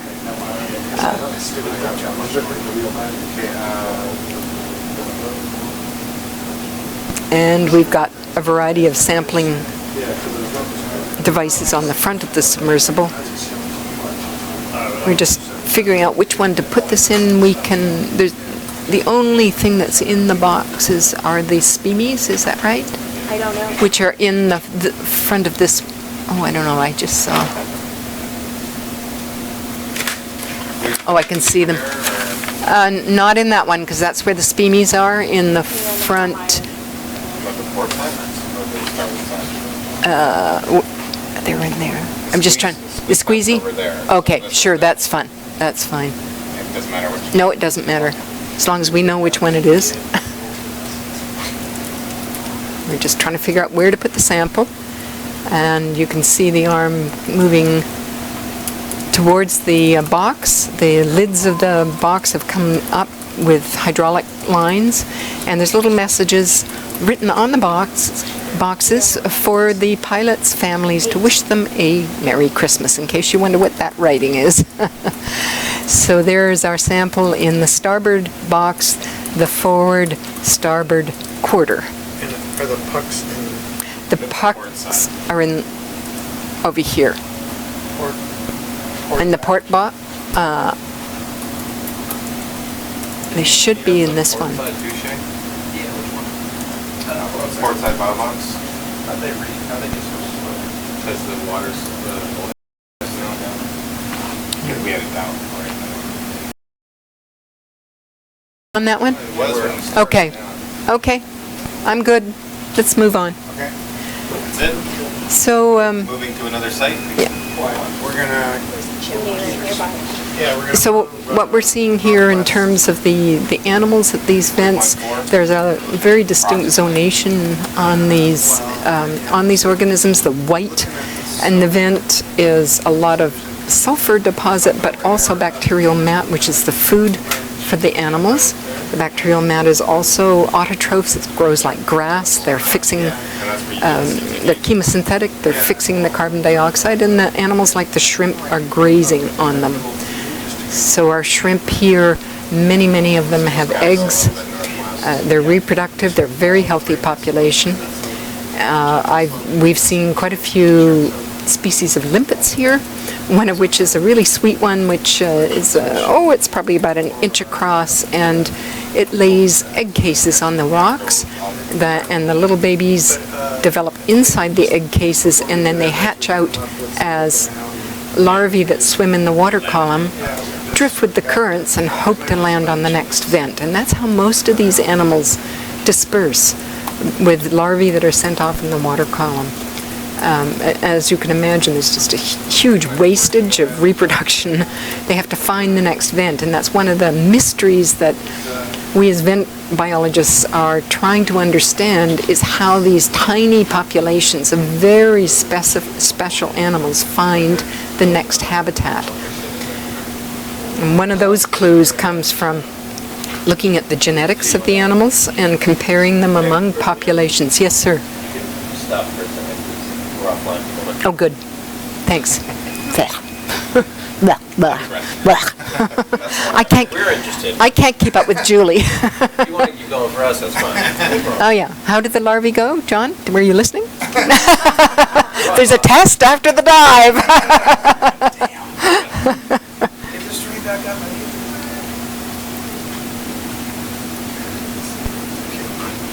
Zoom out on the science game. Yeah, zoom out again. Okay, you got it. Okay, you want to take the hot seat, Bill? Take us to the next place. Right now.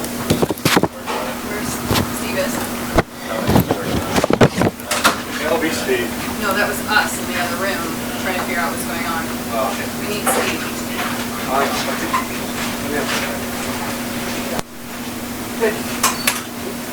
I think Julie thought it was off to the right where we were. She said, I don't know. There's a couple little ones right below me here. Okay.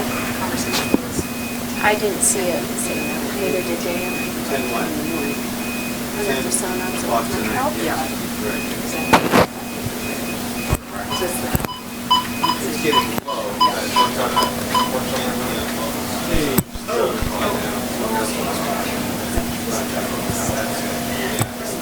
Camera Thank you. Camera out. But, yeah, camera out and down. Okay.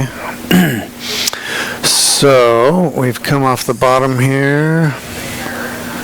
Yeah, we're a little. I think I need. Let's see. So we've come off the bottom just to have a look around. We came into this area and there was diffuse venting all around. So, and we're just at a little chimney. Let's see. So, tell me what you've done so far. We back to where were we sampling? I just kind of turned a little bit to get a better idea of where we are. Mm-hmm. Where we were is just off to my starboard side. Okay. There we go. Oh, there we go. Off. That's where we were, right in the distance. Okay. So, good. All right. We might have had our video stream interrupt a little bit. Well, let's see if there's anything behind here that we didn't see. So we've come off the bottom after sampling here. This is the first site we saw at this site with hydrothermal flow, so we're going to look around a little more, see what else we might find. That's where we were sampling. It's a little sulfide mound. You can see some milky fluid off to the left. I'm going to look up a little bit here. Do you think there was any other chimneys in the neighborhood, or was that the only thing we saw so far? Well, Julie thought she saw another chimney behind this one. She might have been looking back at the smoky water. Mm-hmm. Came through. Right. Okay, so we're looking east. There's something Going west a little bit. There is a little white guy in the back. I'm going to keep going east, or that might have been some of our top of a little mound locally. There's maybe some other chimneys to the left in the science cam, yeah. Yeah, there's some Yeah. there. Some little cloudy water we're flying through. hydration is the basis of health. Okay, so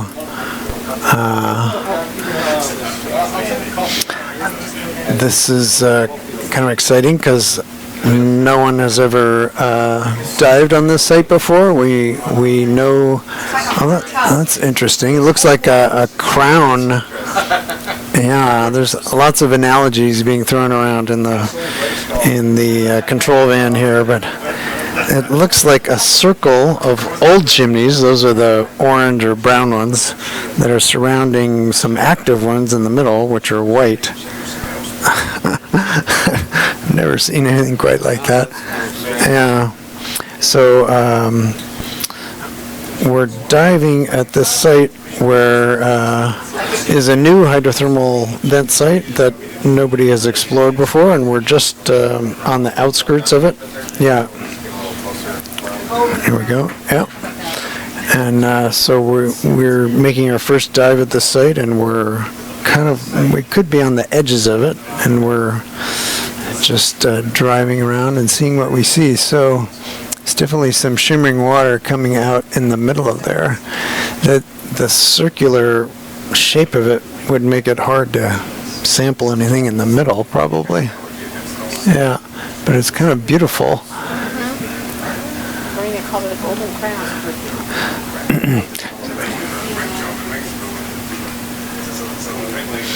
So, let's see, is it okay if I zoom in there? All right.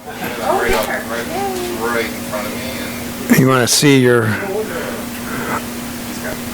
Okay, yeah, here we go. So we're going to zoom in a little bit here, see what we see. So all that shimmering water is where hot water is coming out of the seafloor. And we can see lots of shrimp huddling around there.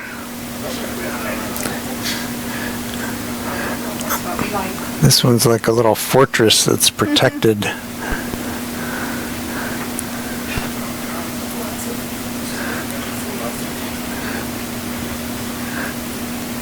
Look up a little bit here. How big do we think this is? it's about 2.5 meters wide. You look at the vehicle. The vehicle's about 2.5 meters wide. I like the idea of a little castle. Yeah. You want me to spin around? Yeah, sure. Let's see, so we're still facing northeast. Kind of spin around some facing west. Okay. Actually, yeah, Could you come down a little bit, and then I could look up a little bit with the camera? Yeah, I was kind of thinking looking in towards the better. That's a castle. You see that now? Yeah. You can get the handles and stuff out of the view.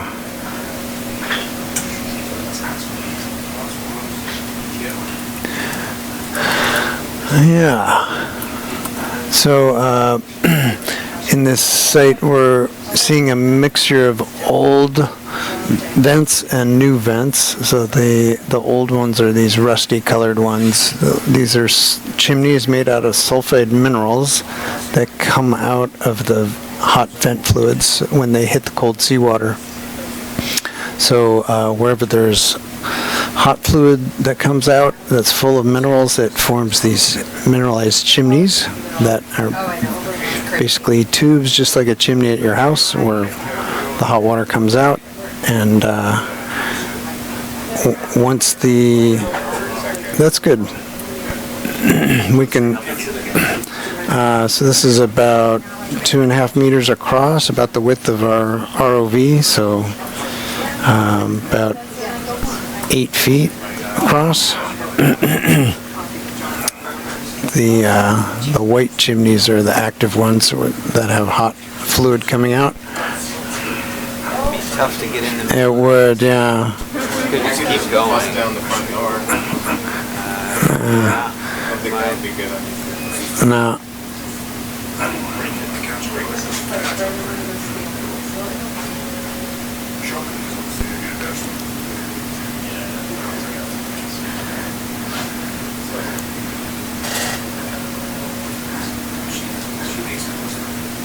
Yeah. Keep looking. Yeah, I think so.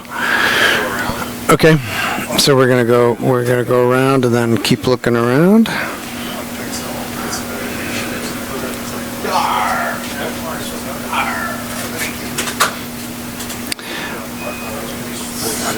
Did we name the previous one? Not that I know of, no. The previous one, Leaning Tower, or somebody said Palisades for this one. We could call it that one. Okay. marker on our fortress of solitude. Sure. What do you want to call it? Palisades? I guess we call it Palisades, yeah. Fortress of Solitude.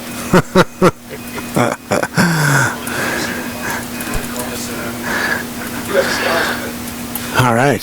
So it's this is a site where we don't know everything that's down here until we look around, so we're going to keep looking around. This is a brand new hydrothermal vent site in the Mariana Back-arc that we discovered a year ago when we were here with the research vessel Falcor, and we were basically searching for new hydrothermal vents by lowering instruments from the ship that can detect the plumes of warm water coming out of the seafloor. And we also had an autonomous underwater vehicle called Sentry that made high-resolution maps of the vent areas that we found. So we're using those maps this year. We're back with Falcor again, but this time with a remotely operated vehicle called SuBastian. And we've been out here for almost 3 weeks now, exploring some of these new sites that we discovered, and this is the last one on our list, and we're very happy to be able to dive here after we couldn't dive because of bad weather. The winds and seas were too high. Then we had a couple of days of technical problems, but now we're back in the water. So this is our first look at this new site, so it's kind of exciting. And I think we're good. I think we can move to the north. Kind of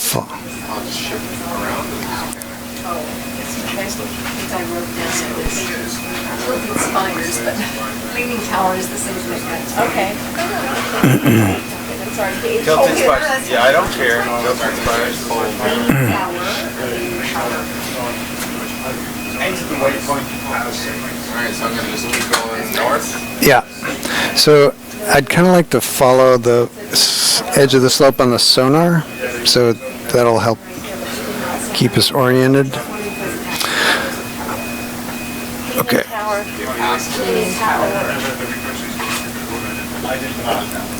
And okay, there's pillows behind you, so that's the slope.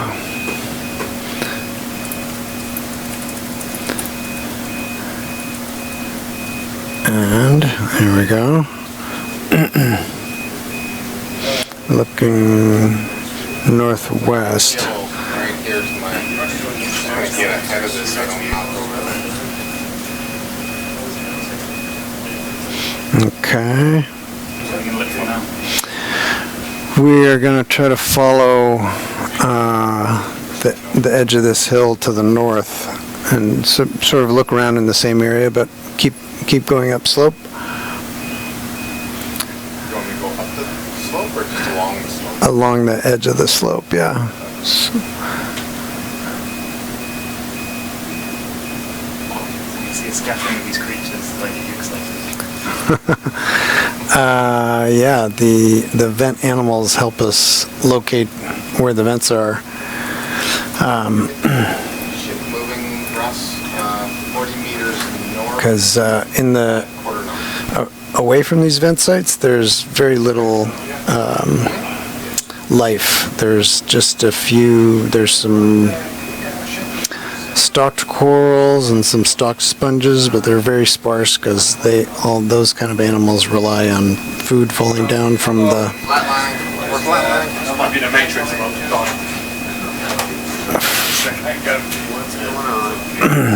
Getting some alarms in the control room here, but I don't think it's the ROV. Hold on. Get off the bottom? What? Well, if it dies and on the screens though, it's still got death. Okay. Yeah, it's So I'm facing facing north. 6. Yeah, coming up.